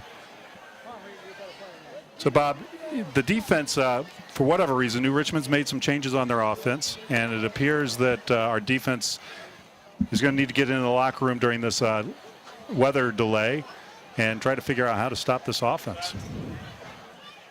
You know, I'm not sure that there's anything different with the pace of their play. They're still going with the no huddle. They're taking some traps up the middle and getting a few yards. We'll see if Indian Hill just tries to close it in with their linebackers. Yeah, it'll be interesting to see. So we'll be back with you here in about 20 minutes, folks. Have a great evening. Hour and 20-minute delay. The game is about ready to begin. We're with 9:53 left in the third quarter. The Braves are up 14-7. It's New Richmond's ball on about the 37-yard line. It's 2nd and 4 to go. Bob, the Braves, after this long delay, let's hope that they come back fired up, ready to go. Anytime you have this kind of delay, it's bad for both teams. But you know, the Braves are up 14-7, which is a good thing, but it can also be a little bit of a letdown when you have this kind of delay after having the momentum that the Braves have had. Absolutely. Now, it's also given the coaching staff a chance to rethink strategy. You know, New Richmond was really not able to get into a groove going into the lightning delay. We'll see if anything changes drastically in the approach to the offense. So around the area, the city, we've got some scores that have come in, Bob. You know, yesterday Madeira played Norwood and won 14-7, and that was obviously non-league play, but Madeira is 1-0 now, and they're a CHL opponent. Fairfield beat Withrow yesterday. We had River East beating St. Bernard 16-14. Clinton Massey, who's always a dominant player in our division, won 42-0 against Blanchester yesterday. Scores that have come in so far tonight, by no surprise, McNick beat Turpin 21-7. Lakota West, this is probably the biggest surprise. So Loveland last year, coming off a state championship win, our own Coach Vanaski was the offensive coordinator. They ran the T-wing offense at Loveland last year, took it to a state championship. Our own AD was the AD the year before that, helping put that football program in great shape before he came over here to Indian Hill. But Loveland loses 49-46 to Lakota West. You're going to want to watch that Lakota West team. They've got some real talent on that side. And other action in the region, Highlands beat Campbell County 23-16. Lloyd beat Dayton 52-0. Batesville beat Milan in Indiana 27-13. And those are all the scores that we have that are in the area. There's lots of games that are probably on the same kind of delay we are. Sycamore is at Walnut Hills tonight. We have Hamilton at Milford. You got to think that game's on a delay. Ross beat Goshen 41-0 already tonight. Talawanda beat Middletown Madison 34-9.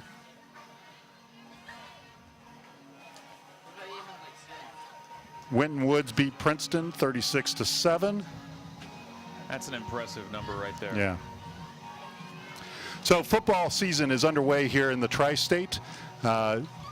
First game of the season, we had sun, gorgeous weather for the first half. We had some rain coming out. Then we ended up with a lightning delay.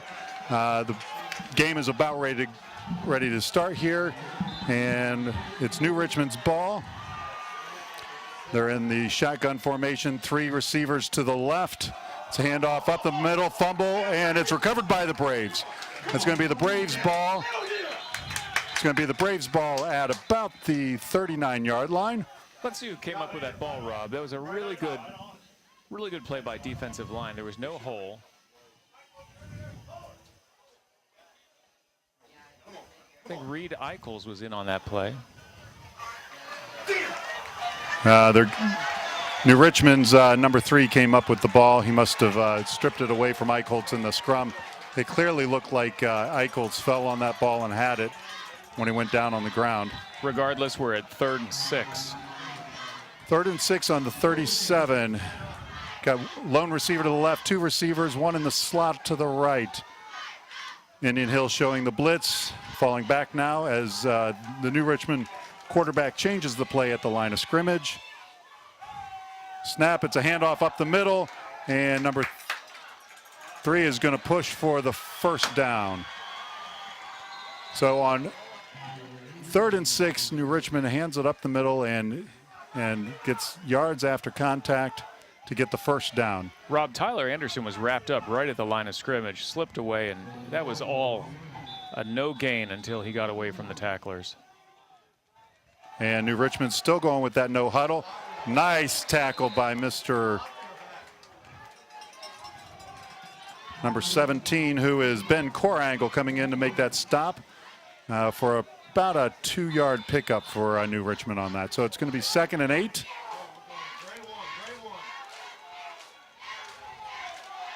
Two receivers to the left, two to the right, one in slot. Quarterback lone in the shotgun, back by himself, going for the pass. It's passed outside. Can the Braves stop him? And they stop him at the 20-yard line. It's going to be 3rd and 5, New Richmond. Jake Corangle in on the tackle, along with Ben Corangle on that tackle. They're actually calling that a first down. Oh, my bad. So New Richmond definitely has come out with a scripted offense. It's a quarterback keeper to the left, and he gets loose. And he's brought down from behind. It looks like there's a fumble. Nope. New Richmond keeps the ball. That's going to be another first down at about the 7-yard line. It'll be 1st and goal, New Richmond. Again, New Richmond's coming out with this no huddle offense. They're quick to the snap. Number 3 breaks through a couple tackles and down to about the 2-yard line. Marquez Baskin in on the tackle on that play.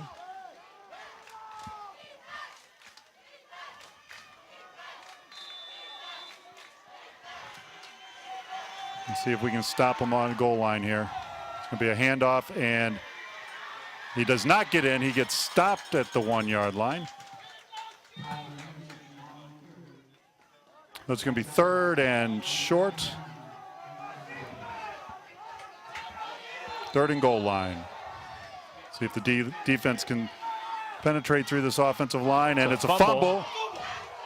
That's us, baby. No way that's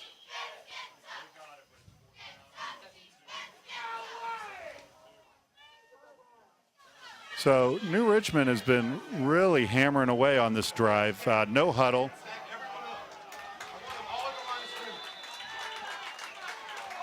New Richmond's going to go with 2 receivers to the left. A lone back, number 3, lining up next to the quarterback. It's a handoff to number 3, and I think he gets in. That's touchdown for New Richmond. Didn't get off the fucking ball. Well, Bob, the defense definitely came out flat. New Richmond just pounded the ball up the field on that drive in a running game, no huddle. Kind of caught our defense. They line up for the extra point. And he missed. So the Braves continue to win this game 14-13. I think, Bob, this could be the defining factor here. So now the Braves are going to come out on offense. It'll be a kickoff here. Let's see who the Braves put in the back. There's lightning in the area again, Bob. Let's hope the officials don't see that. Killed us because we're playing the way we're playing. So we either need to go green instead of combo, or he needs to start doing his damn job.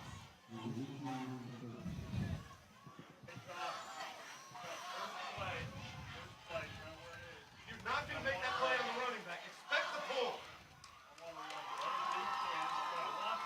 All he has is quarterback.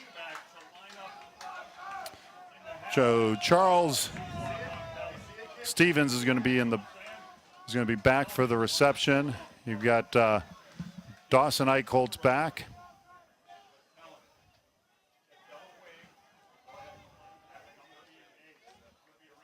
So, Bob, do you think New Richmond tries to do something funny here, or do they just kick it away?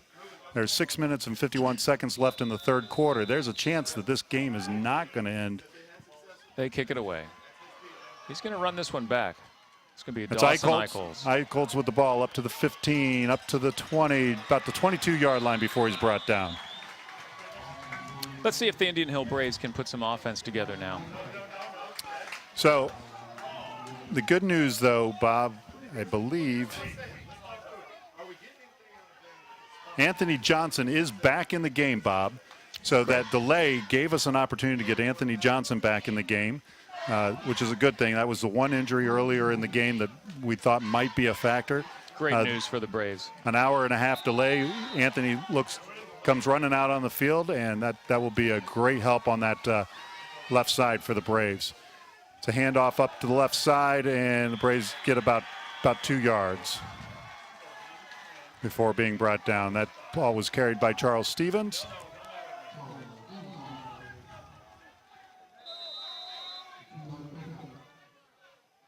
So Vanaski's in under center again for the Braves. We're going to put 2 receivers to the right.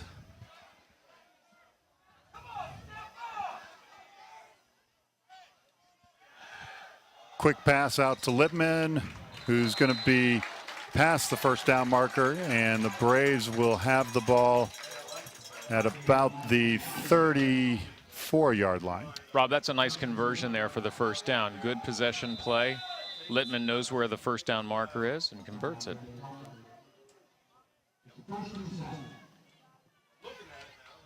So the Braves are moving the ball. Let's see if they can continue this drive. A little more sense of urgency on the offense, you can tell. Vanaski back for the pass. He puts it out. Completed to, is that Eicholtz? Oh, that's Jake Korangle with a reception tonight for about a 7-yard pickup. It's going to be 2nd and 3 to go. 2nd and 4 maybe. That's 2nd and 3.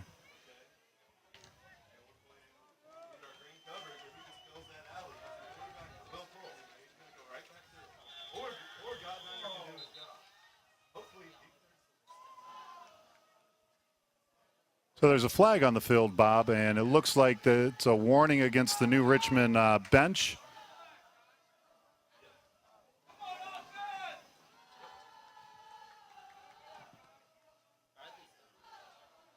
So that's New Richmond's only warning for the game.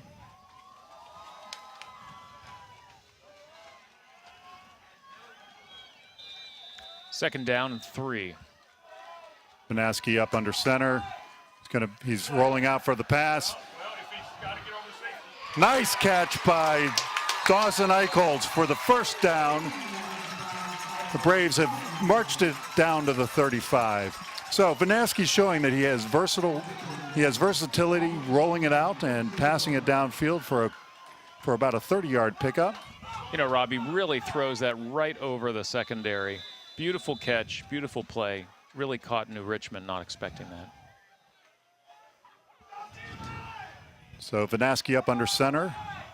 Got Stevens and Lippman in the backfield. It's going to be a reverse to Eicholtz, who gets probably a yard and a half before he's brought down. I think that was Bosworth carrying the ball on that trap play. You're right, it was Bosworth. So a little counter.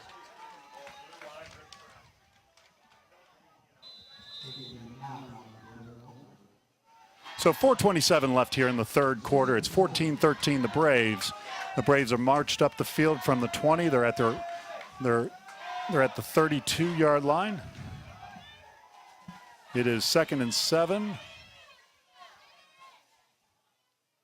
Oh, yeah. Go, Charles. And Charles gets the handoff up the middle. He's going to be, depending on where they mark this, he's either going to have the first down or it's going to be just shy. More strong running from Charles Stevens, taking it right up the gut behind his center. And they give him the first down. So that's a 7-yard run for Charles for the first down. Stevens is really amassing quite a night, looking at his statistics. He's had a fair number of yards tonight. Stevens and Lippman in the backfield. It's a handoff to Lippman, who's running it around the left side. And this one's coming back. Well, they're going to call God Diner late. Bullet literally fighting with sin. I think it's 2 penalties. I think they're both on us. So there's 2 flags. Got a holding call on the Braves. And are they going to call a Find out what the second call is. But he's high. He's high at like about 8 yards. Just outside the tackle. Expecting the quarterback to pull it. But find the ball. Find the ball. You're no longer just on the running back.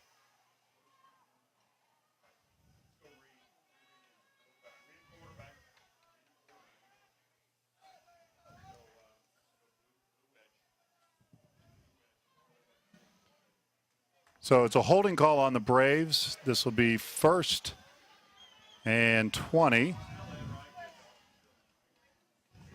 Rob, they've got Eichels now behind center. So the last time Eichholz came in, he ran a wedge play up the middle for about a 12-yard gain. Let's see if that's what they're going to run here. Eichholz keeps the ball. He's up the center, and he gets about 7 yards on the carry. So it's going to be 2nd and about 12. Despite the fact that New Richmond sees him coming into the game, they're just not able to stop him. He gets positive yardage every time he touches it. He's just a great, versatile player. He's strong, he's big, and he's fast. One of these days, I think, in the next couple years, we're going to get to see Vanaski and him in the backfield together. It's a handoff, and this one's going to be for a loss.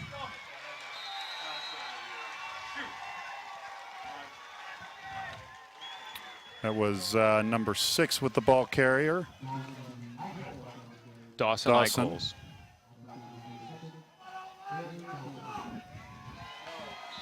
So it's going to be 3rd and 13. Actually, it's going to be 3rd and about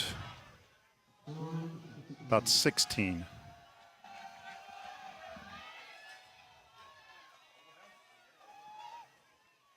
Vanaski's rolling out for the pass. He dumps it.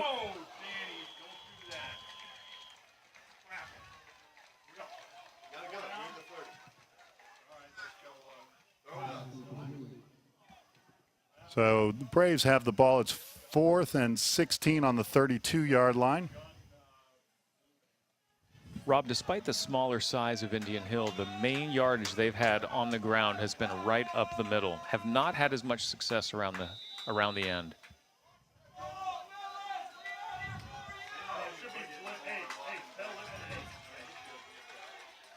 So they've got Corangle out to the right. They've got Stevens in the backfield. Danny's going to get sacked here. Defense is going to have to get fired up.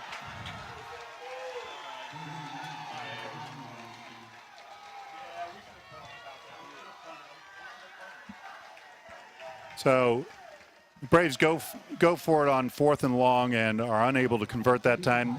New Richmond's going to take over on downs here at about the 36-yard line. So 1st and 10 New Richmond on the 36 with 2:16 left in the 3rd quarter. Indian Hill's defense needs to stop them here.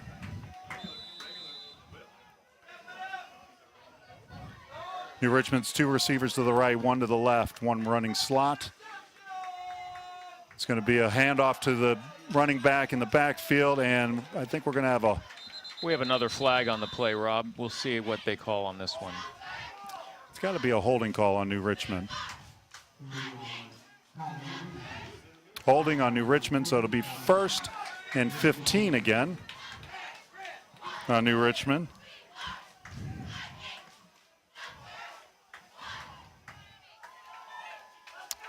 That backs them up to approximately the 27-yard line.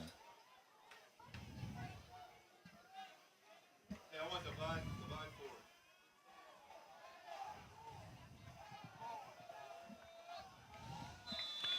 So 1st and 20 on the 26. Nice hit. The Braves defense reads that screen pass, hits them at the line of scrimmage. It's going to be 2nd and 20. It was a great tackle by Grant Gottdiner. Little retribution there.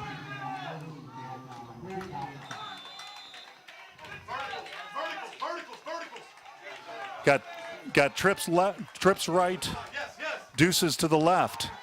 Lone back is the quarterback on the shotgun formation. Dawson needs to be on their sideline, closer up there. Keep that out of here. Almost intercepted across the middle on that play. And it was Great pass rushing by number 7, Dan Becker, who got it in the backfield, hitting the quarterback as he threw the ball. All right. I want combo 26. Combo 25. We're at 3rd down and 19. Empty. Great two. Quarterback Got trips right, slot back to the left with another receiver to the left. Quarterback in the shotgun and takes the snap, and it's on the ground, and we're in the back zone, but he gets his pass off, and that pass is broken up. It's going to be 4th and 19. You know, Rob, And there's that's a flag on the play.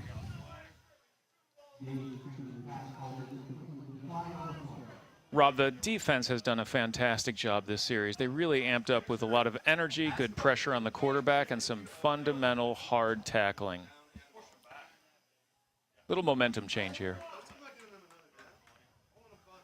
already 3rd and 20. 3rd and 30. I mean, we could get a penalty. So there's a flag on the play. It looks as though it's going to be against New Richmond. The refs are talking to Coach Akiri to find out what he wants to do. I think the Braves decline the penalty. It'll be 4th and 19. Force New Richmond to punt. You know, yeah, you'd get a 10-yard penalty. You'd be 3rd and 30. But if we get a penalty, that gives them back the momentum. Right now, it's the ball. Possessions in our favor. Force them to punt.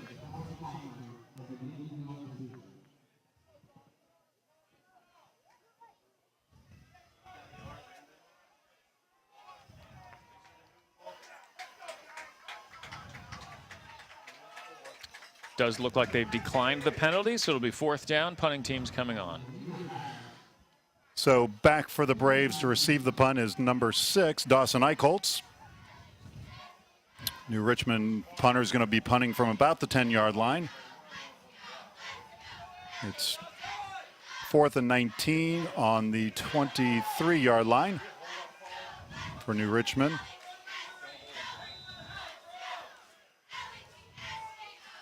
And it's a low snap. This could be a. Even better. 1st and goal to 1. It's going to be 1st and goal Braves. Better than the safety. It's 1st and goal Braves. You know, Bob, New Richmond, I don't know what grade that player in, but New Richmond needs to tell their punter when he's backed up to his own end zone, he would have been better letting that ball go into the end zone, let the Braves get the safety. They're just handing an absolute gift to Indian Hill here. The ball on the 1-yard line. Now, if Indian Hill can get a quick score, another momentum change. 1st down and goal. Rob, I think Eichholz is going to quarterback this So do you first think? down. So is it going to be the wedge play up the middle again, or is Eichholz going to do some scrambling? And New Richmond's ready for it that time. No, he didn't. Eichholz bounces out to the outside and gets the touchdown. If we had a replay on that, that was great ball carrying by Reed Eichholz. He went up the middle, got stuffed in the middle, Bob, and bounced to the outside. With 3 guys holding on to him, he steps across the. Hey, next play. Plain and simple, he just did not give up on that play. Now the officials have called time.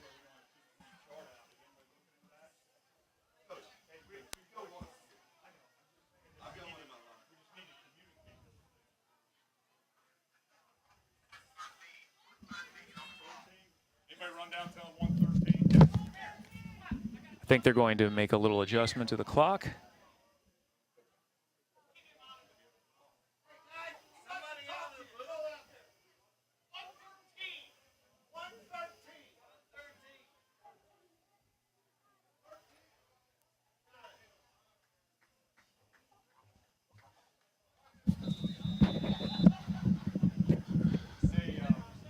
So the Braves are going to go for the extra point here, and it's good. Rob, we're at 21-13 now. So 1:13 left in the quarter. So who kicked that? That was Marco Heidel. Fiore for the extra point. I thought that was Heidel. No, Heidel held the ball. That was Fiore for the extra point. Number 9. Oh, no, it was Heidel.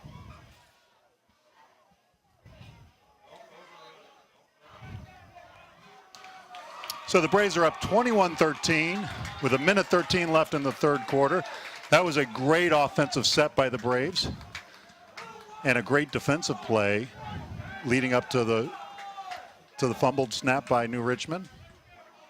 Braves have elected on kickoffs thus far to kick it fairly short, negating a major run back.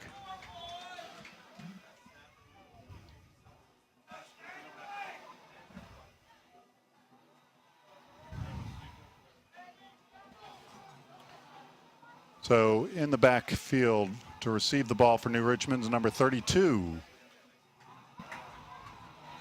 and number 21. Nick Heidel kicking off for the Braves. And he boots this one. It's caught by number 21 at the 10-yard line. Back to the 15, to the 20, to the 40.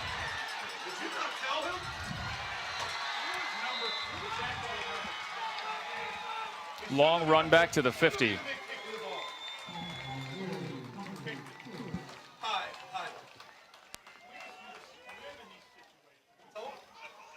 Well, that's the first run back that New Richmond's have, and it's very evident why we've been kicking that ball short and low to the sideline every time. He just got a 40-yard kickback return, putting them at the 49-yard line of the Braves.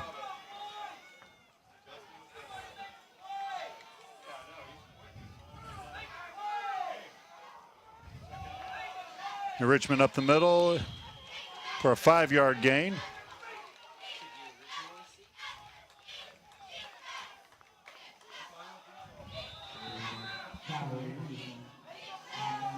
So the Braves are, New Richmond's going to the run. No question about it. Okay.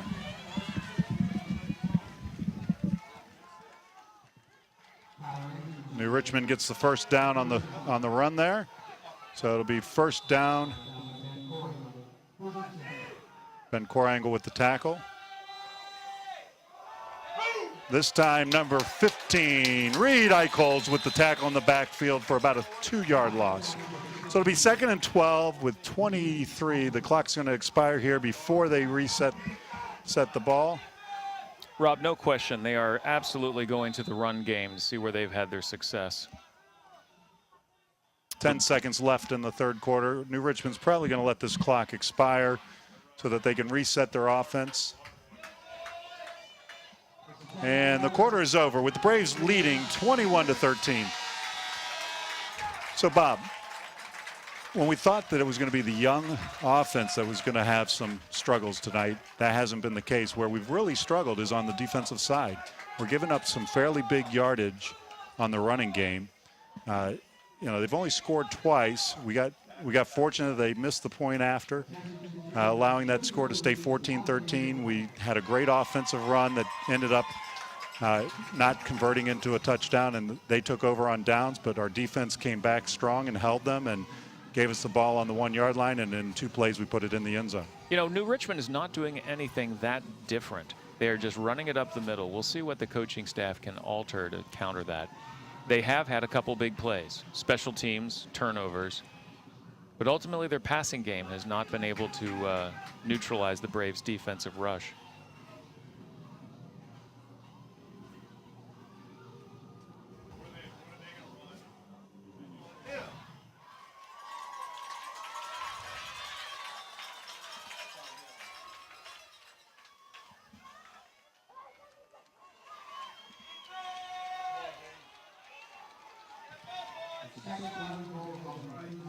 Second and 11, they've got a bit of a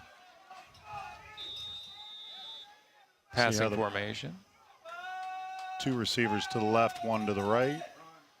To run up the middle, and the Braves stop them at the line. Well, this is going to probably be for a loss again. They're going nowhere on that. Sammy Shamez stuffed that the moment it started. So right now on the defensive line, we've got Reed Eichholz, Sammy Shamez, and at nose tackle, Mike Anderson.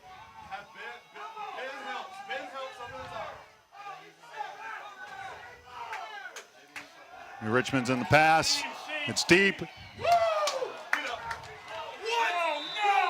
No,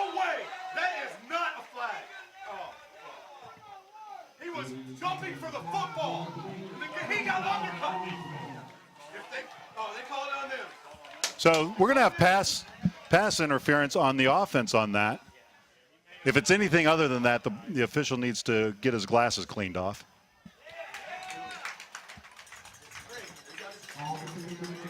Athletic play by the defensive secondary for Indian Hill. That was Dawson Eichholz who climbed the ladder to try to make that pick and drew the offensive interference. So it's going to be. It looks like we have a little bit of confusion here. So it looks like the Braves have declined the penalty to make it 4th and 13. So that's probably a good call for the Braves. New Richmond, of course, is going for the first down. So it's 4th and 13.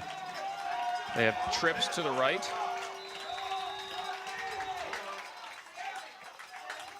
Okay, here comes the swing. Crack. There's going to be a. This is actually going to be a running play, I believe, Bob. I think this is going to go to the left side, and it's a fumble.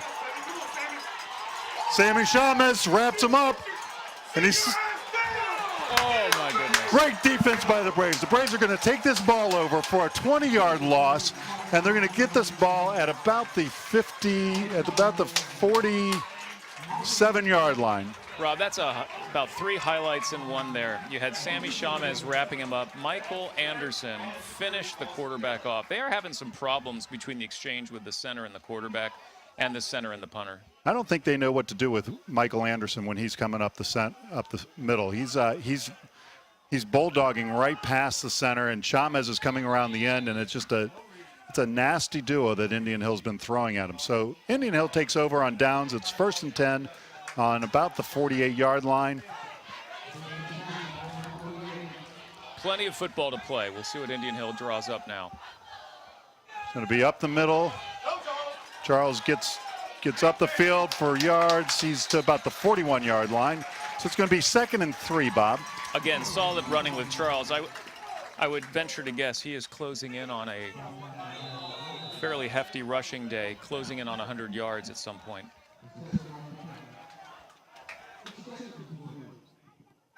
Vanatsky still in at quarterback. Yeah, I'll try. 2nd down and 2 or 3. I mean, this is not really a good situation. Yeah, I'll try to. Again, Charles Stevens. Charles Stevens with the carry-off tackle with the first down. New Richmond's defense, Rob, is just not able to take him down with one defender. Charles is able to just muscle his way and make positive yardage every carry. He's on the field and he doesn't need to be. Not next to him. I know they're both tied. But this helps. This helps us a little. There, we got the play. Holy crap. Where's Another run with Charles Stevens up the gut. So that's about a 7-yard pickup by Charles. I think that puts him over 100 yards for sure, Bob. Charles has been a very steady presence on the field. Securing the football, making positive yards after contact. 2nd down, about 3 to go. Go, Chuck. Yeah. Another run for Charles. We're sensing a theme, Rob. Charles Stevens left, Charles Stevens right. Charles Stevens up the middle. You know, the Braves have the game right now, 21-13, with about 9:25 left. The Braves are running the ball a lot to eat up the clock, just like they did in the first quarter. Smart play calling. Do you think New Richmond is tiring a little bit on defense?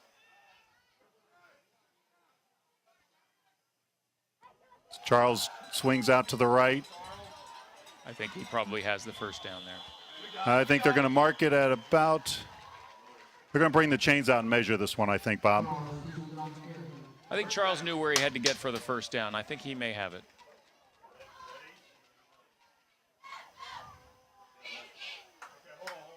They're bringing the chains out to measure. I think, depending on where they spot this, he's just got it or he's just short. Rob, the Braves are doing a nice job of chewing up some clock here. They're having success on the ground, and they're up by 1 score. 21-13, 9 minutes left in the game for Indian Hill. First down, Braves.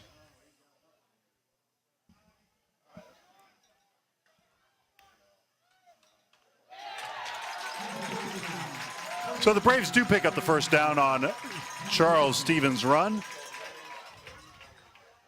Hey, no, hey, tell them. You're okay. Go ahead, go. I was going to tell them to go ahead and look at that wing back. So Vanaski brings the play out to the huddle. They break huddle. You got Korangle off to the left. And in motion, too high. Vanaski overthrows Lippman by just a hair. Had his man, and the defense bit on that one. They thought that was going to Stevens all the way. If we could give a little bit of Eichhold's height to Lippman, that would have been a catch. So it's going to be 2nd and 10 Braves with 8:47 left here in the fourth quarter. You know, the one thing I thought the rain would do for us is cool it down. It's actually very muggy up here tonight, Bob. Korangle wide left. Stevens in the backfield with... We've got a flag.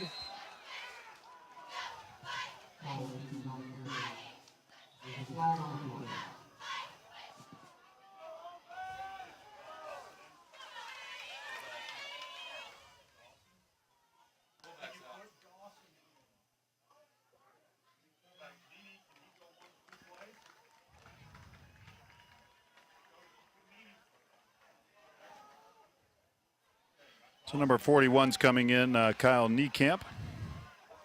So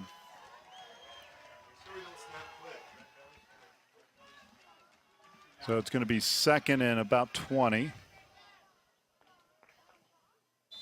for the Braves.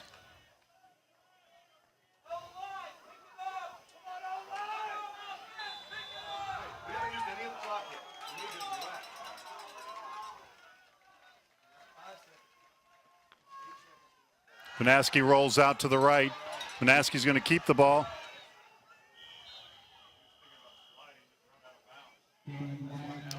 He may have picked up about 5 yards there.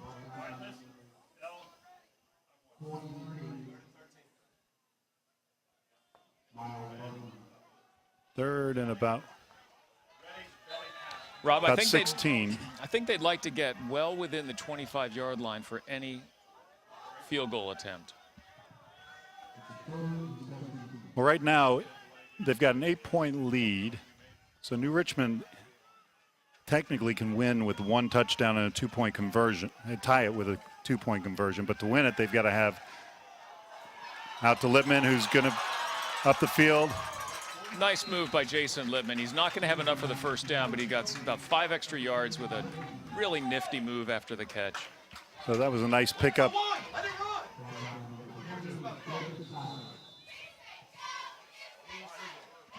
So we're 4th and 7, Rob. Ball's at about the 24-yard line.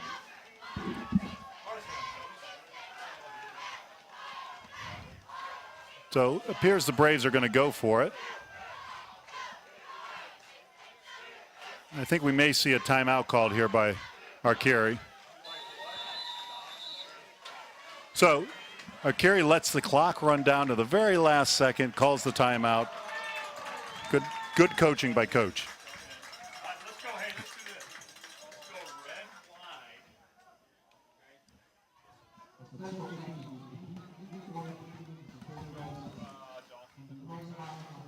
flag. So, Bob, the offense has marched up the field. They're controlling the clock. They're controlling the pace of this game. You know what? Hey, no. That's The only thing that's really slowed them down has been penalties on this drive. Yep.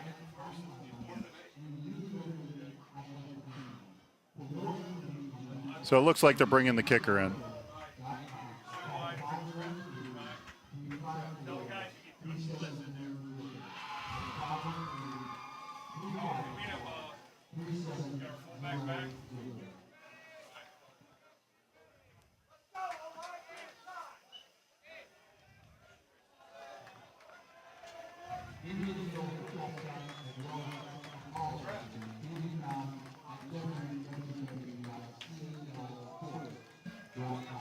So the Braves have opted to go for the field goal.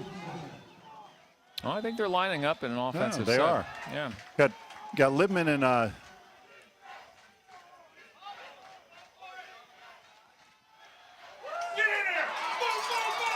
boom! Straight up the middle for a touchdown. Charles Stevens again. He took the quick handoff. Nobody looked at him. They were waiting for a pass play, and Stevens ran virtually untouched. Amazing coach calling there. Well, Bob, I got to admit, they fooled me because I thought Libman was carrying the ball. And by the time I turned around and realized Stevens had the ball, he was at the 5-yard line, untouched, into the end zone. Fantastic play calling on that. Idle in for the extra point. He's money. And very impressive, Rob. Gutsy, very impressive. Hard-nosed drive for Indian Hill. So the Braves are going to kick off with 6:58 left in this game. They're up 28-13. It's now basically a 3-possession game. Rob, let me ask you, what do you think they're going to do on kickoff this time? I'm hoping they kick it to the sideline. That number 3 he's squirrely, as they would say.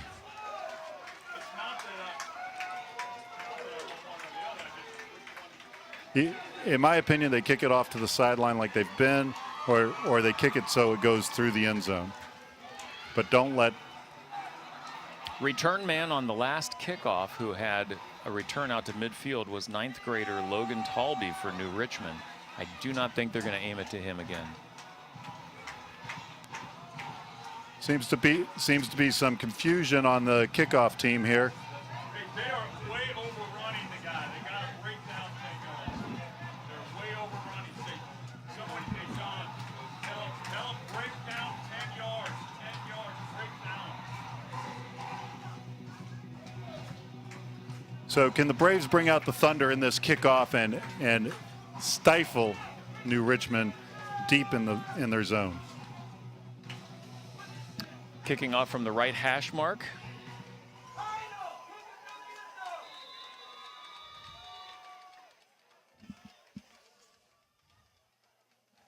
Marco Fiore with the kickoff.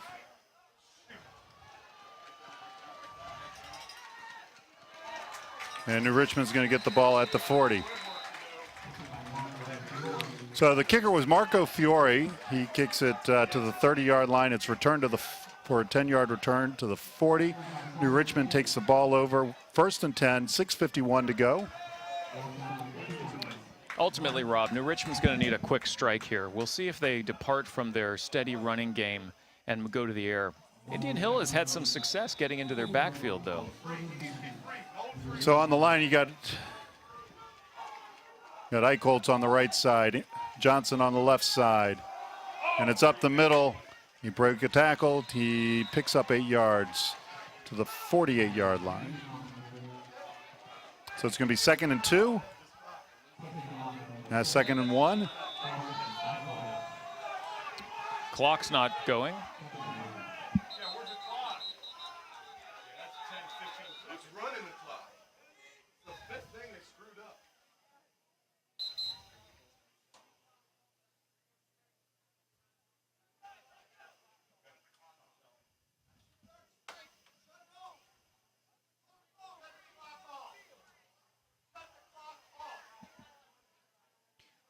Well, the officials are telling the clock guy he's messed up 3 or 4 times tonight. They're turning the clock off, taking the clock keeping away from Indian Hill.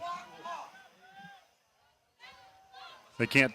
They have to zero it out. If they can't turn the clock off without turning the scoreboard off, so they've got to just zero it out. Well, Rob, that was not benefiting Indian Hill on that play. The clock did not restart, so it was giving New Richmond ostensibly extra time. They have to go 0-0-0. Ultimate shot. So, new era, new coaching staff, new scoreboard operator, obviously, Bob. Our clock up here is correct. It's about 6:43 left on screen. If you look, our on-screen clock is correct.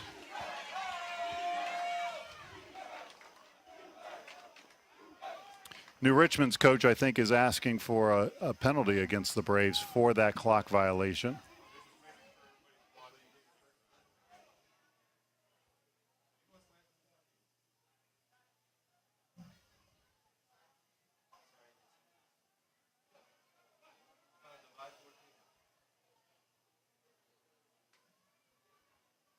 Well, Bob, for us, this will make it a little more difficult to do our job because we're going to have to rely on our on-screen clock.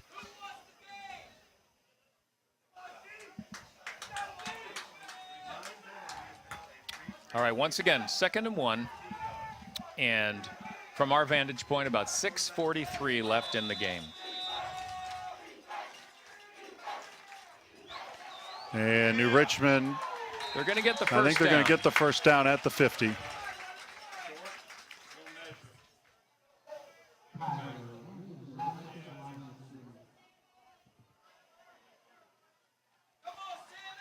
That ball is clearly across the 50-yard line where it's marked. That's all they needed to get to was the 50, so it's going to be 1st and 10 at the midfield for New Richmond. As they move the chains, we have about 6:15 left at the 50-yard line. Slot receiver to the left, 2 receivers to the right. It's back to pass. Pass. Here it comes, and somebody missed their coverage. And they bring him down. It's going to be 1st down, New Richmond. Next play, next play. At about the 34-yard line.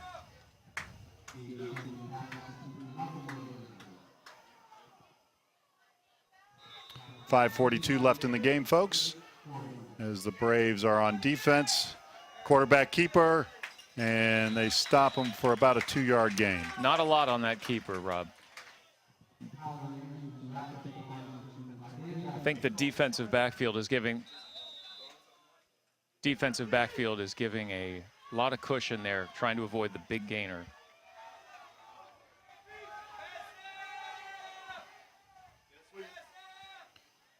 And it's this is not good for the Braves. They misread that one.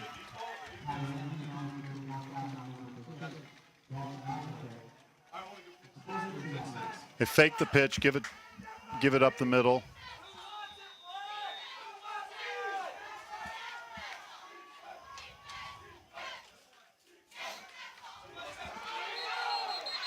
We have a penalty here.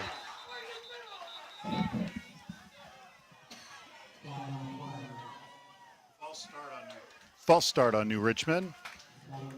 That'll back them up.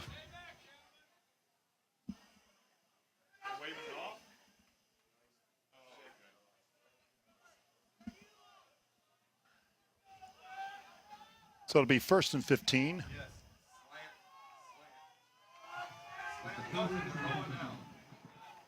Once again, we do not have an accurate clock here. Man in motion for New Richmond to the left side. 2 receivers left, 1 to the right.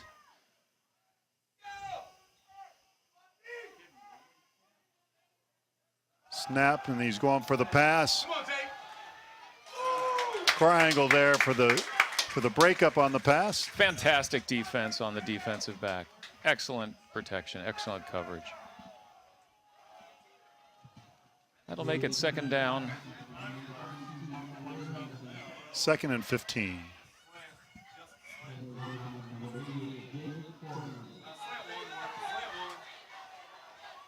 We have trips right.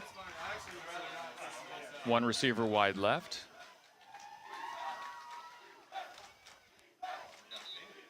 Pass, because they're wiping off their hands. It's a pass right. Slant to the rollback. Looks like they're going to run a slant to the right. We've got trips right. He's rolling to his right. Great coverage. We had some good pressure on the quarterback that time. I believe that was Dawson Eichholz in the backfield. Nope, that was Number 8, Bosworth. Peter Bosworth.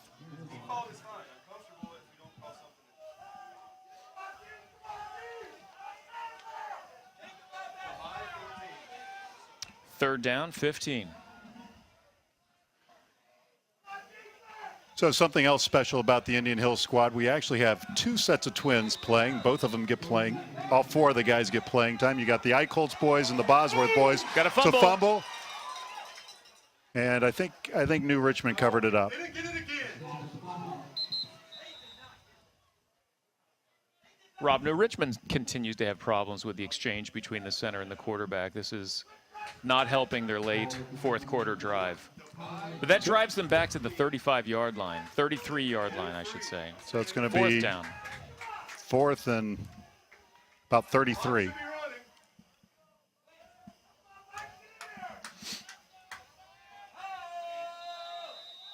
great two. Trips right, twins left. Quarterback in the backfield by himself for New Richmond. Are going on it 4th and 33. And there's got to be a holding on there. And they nice defensive play by the Braves as they rush him, and number 7. Dan Becker and Dan Michael Becker with- Anderson with and Michael fantastic Anderson pressure on the quarterback. He took a big hit on that. If anything, we were going to see an interception on that play. So the Braves take over on downs at the 34-yard line. It'll be 1st and 10. Wish we could tell you how much time's on the clock. We're about 2:05. Tell him the wingback gets strong. So our on-screen clock is not correct.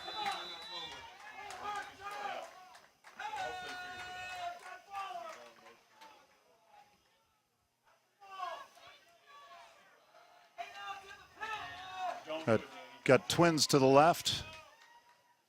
Hand off to guess who? And Charles carrying 2 guys. Rob, once again, he got at least 5 yards on that. He's probably closer to 6.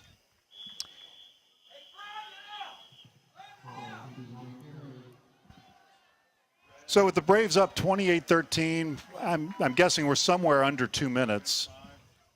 You got to think that we're at 3.5 minutes. That's the official score.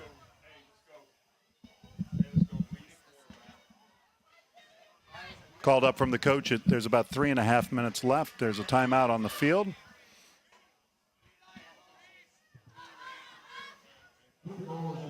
So during this break, let's see what kind of scores we can find, Bob.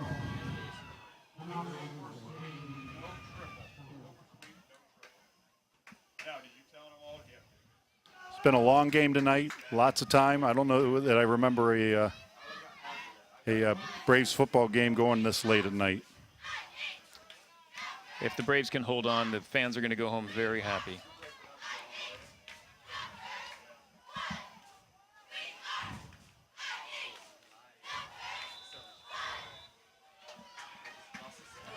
All right, Braves line up. Dawson Eichholz is in the backfield as quarterback. Hand off to Littman, who spins and breaks the tackle and he's going to be right at the first down. Probably going to measure this one. It depends on where. Nope, they're signaling first down.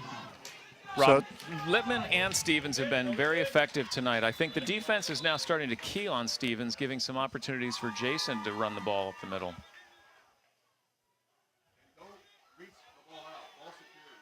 So a new final in. Kings beats Lebanon 21-14. Alter beats Fairmont 42-12. Double check. See what they call it. Wilmington beats Little Miami 49-19. You guys are all confused. We need to find out. What was the call? I need to know. We have a penalty on the field here. Well, Cincinnati Country Day wins big again. Powerhouse Division IV school wins 40-6 against Pendleton County.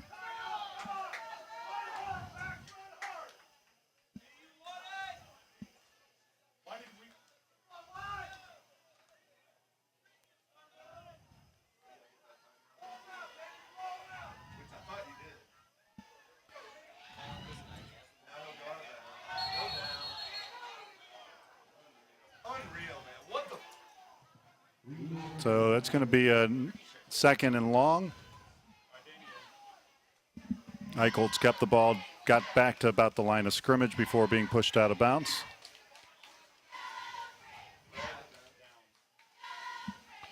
We're bringing Vanaski back in for this play.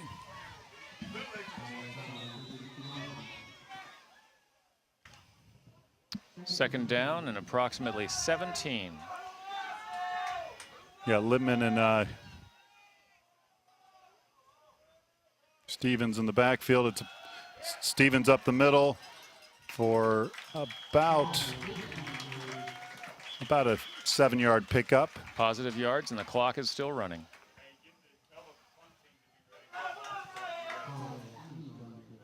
So we're going to be third and about 11. Somebody tell the bomb squad to be ready.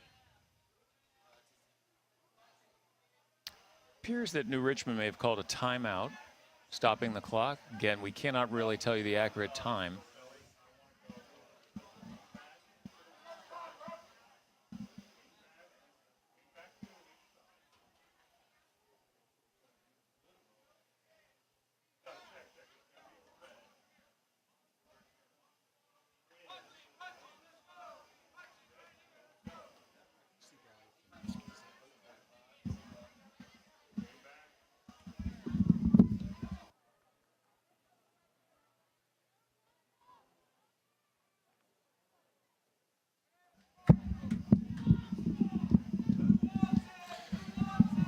So the Braves are third and 11. We're probably right around the 2-minute mark. If I had to guess, Bob, which it is purely a guess. I haven't seen any sign from the refs, but I think that's about right. Third and 11.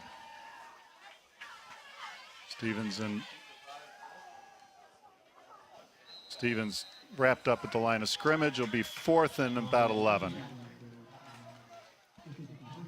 So the Braves just opt to really grind the clock down on this possession. We'll be bringing the punt squad out. I may be mistaken, but this may be the first time we've seen the punt team. I think we saw them once in the first half. I can't remember, though. It's been a while. Yeah, it's all choppy. Is your boards, check your boards, please. It really makes it hard to communicate. Like right now, it's all choppy. I can't hear crap. I know. Now I can. Now it's all breaking in and out.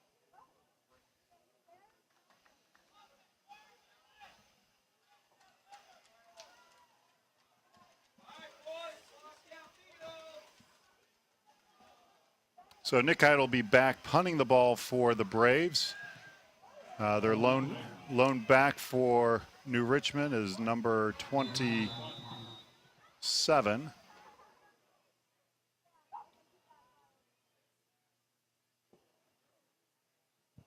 He gets it away. That's number 22. Not touch it. Let the clock run. Of course, we haven't talked about that. That's 10 more seconds. So the clock stops with New Richmond taking over the ball on the 30-yard line as the Braves get downfield to stop it. That was a nice punt by Heidel.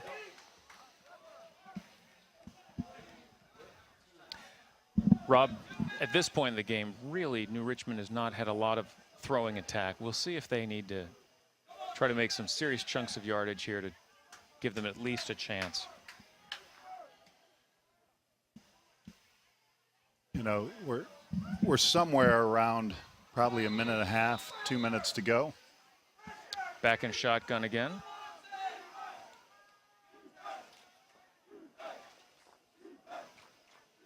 Hold. Tackle. And he stays in bounds. The clock is still running. So that was a great tackle by number 16, Colin Shaw, a freshman. So you can see that Coach Akiri is bringing out his freshmen to get some varsity opportunities here. They got trips to the left, sole receiver to the right. Quarterback rolls to his left, puts it up, and it's an incomplete pass. Underthrown, but under a significant pressure by Dan Becker.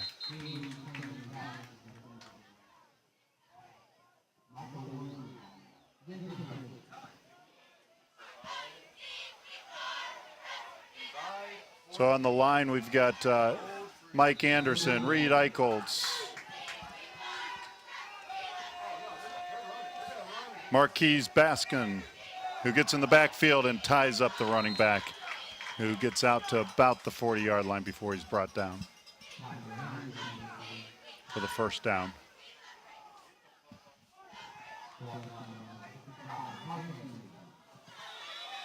Sam Sham is back in on defensive line.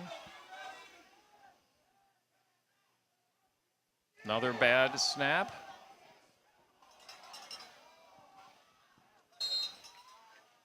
And they stop the clock at about the 44-yard line. So it's going to be 2nd and 10.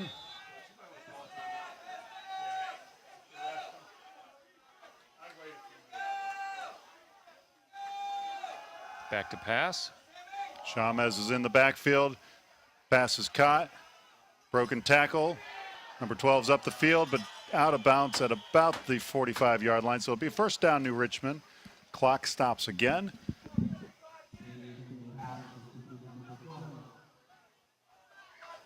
So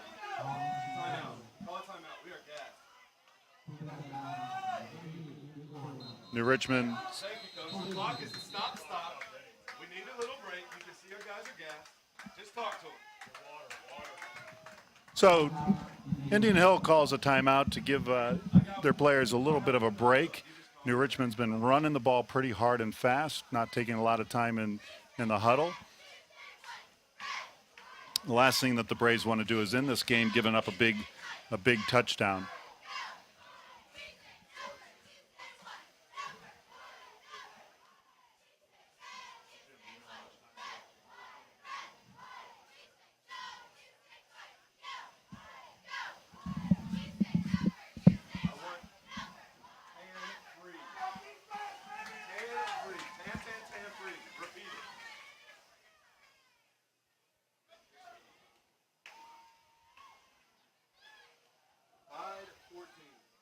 So Chavez, Anderson,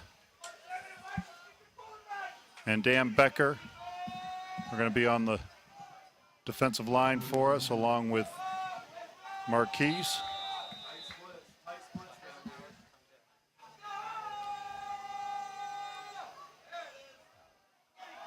Ball's up the middle, broken tackle.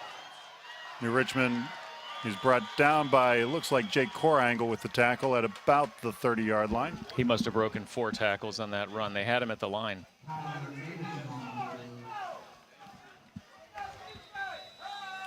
Well, it's evident that the defense is tired. It's got a man. Horrible footwork.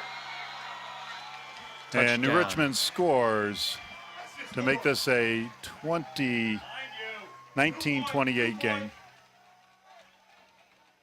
So you got to think New Richmond's going to go for a 2-point conversion here to bring this to a 1-score game. The Braves are going to stack the box, I'm sure, for a goal line stance. With Anderson leading the way, Chavez out off the tackle. And he's in the end zone. So we're to we're 21-28, 1-score game now. New Richmond's going to kick off. You got to think they're going to go for the onside kick. It's early in the season. You got to think your odds are 50-50, Bob. Well, I don't think anybody wants to be down at this far deep in the fourth quarter. I think they have to go for the onside kick because Indian Hill has made progress on the ground. They've been able to march down the field from an offensive standpoint. Coaches are giving them instructions for special teams. Their hands team is out.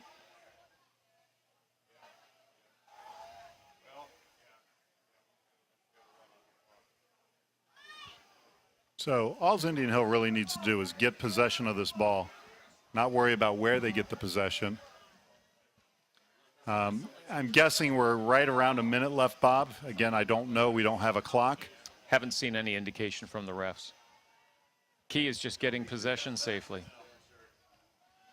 They've got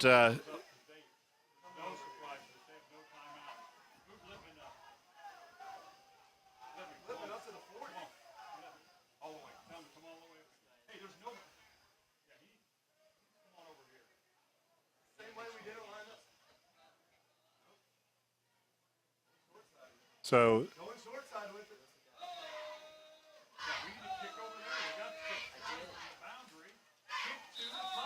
Hey, we're not going to get this. We're not lined up right. You don't have your damn phone on. Go down. and Indian Hill gets the ball. Terrible onside kick by New Richmond. They actually had the best formation. They had 6 guys on the far side. We only had 2. If they would have put that ball on the ground, Bob, that would have been New Richmond ball. They would have been had the opportunity. But New Richmond's kicker puts it in the air. Our guys catch it. Let's give the credit over to Dawson Eichholz. Good hands, comes down with it securely. So the Braves are going to just run the clock out here. This game's going to end at about 28-21, unless the Braves. So we are definitely under a minute. The official's telling Vanaski that he can take a knee. And that's exactly what Vanaski does. He takes a knee, turns around, gives the ball back to the official. The clock's running. Tell them it's milk. It's milk, because we'll down it too fast. Tell them milk. Milk. Milk. Milk. Tell them milk. Danny, tell them to look. Milk.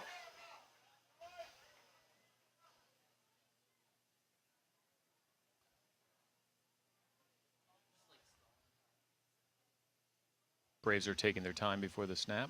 They're milking the clock. And Vanaski takes the knee again. 2 more times, and I think this game will be over.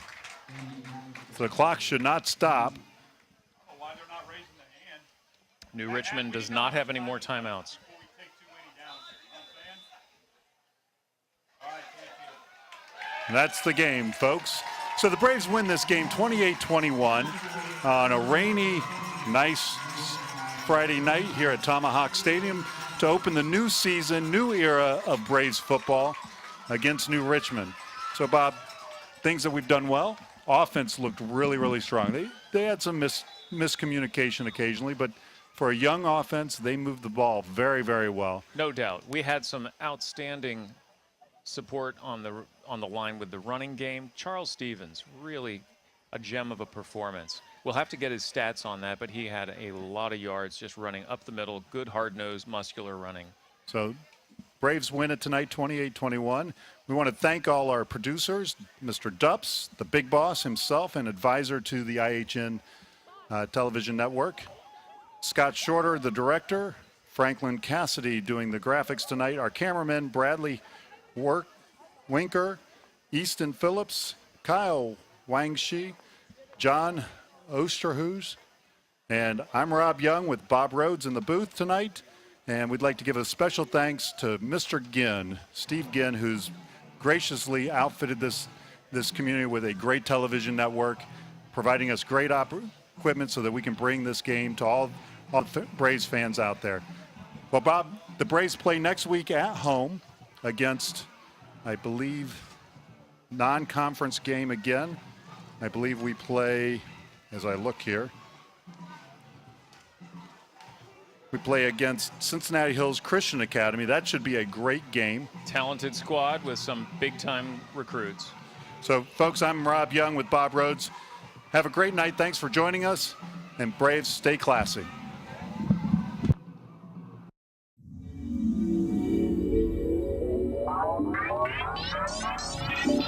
Oh, Richmond.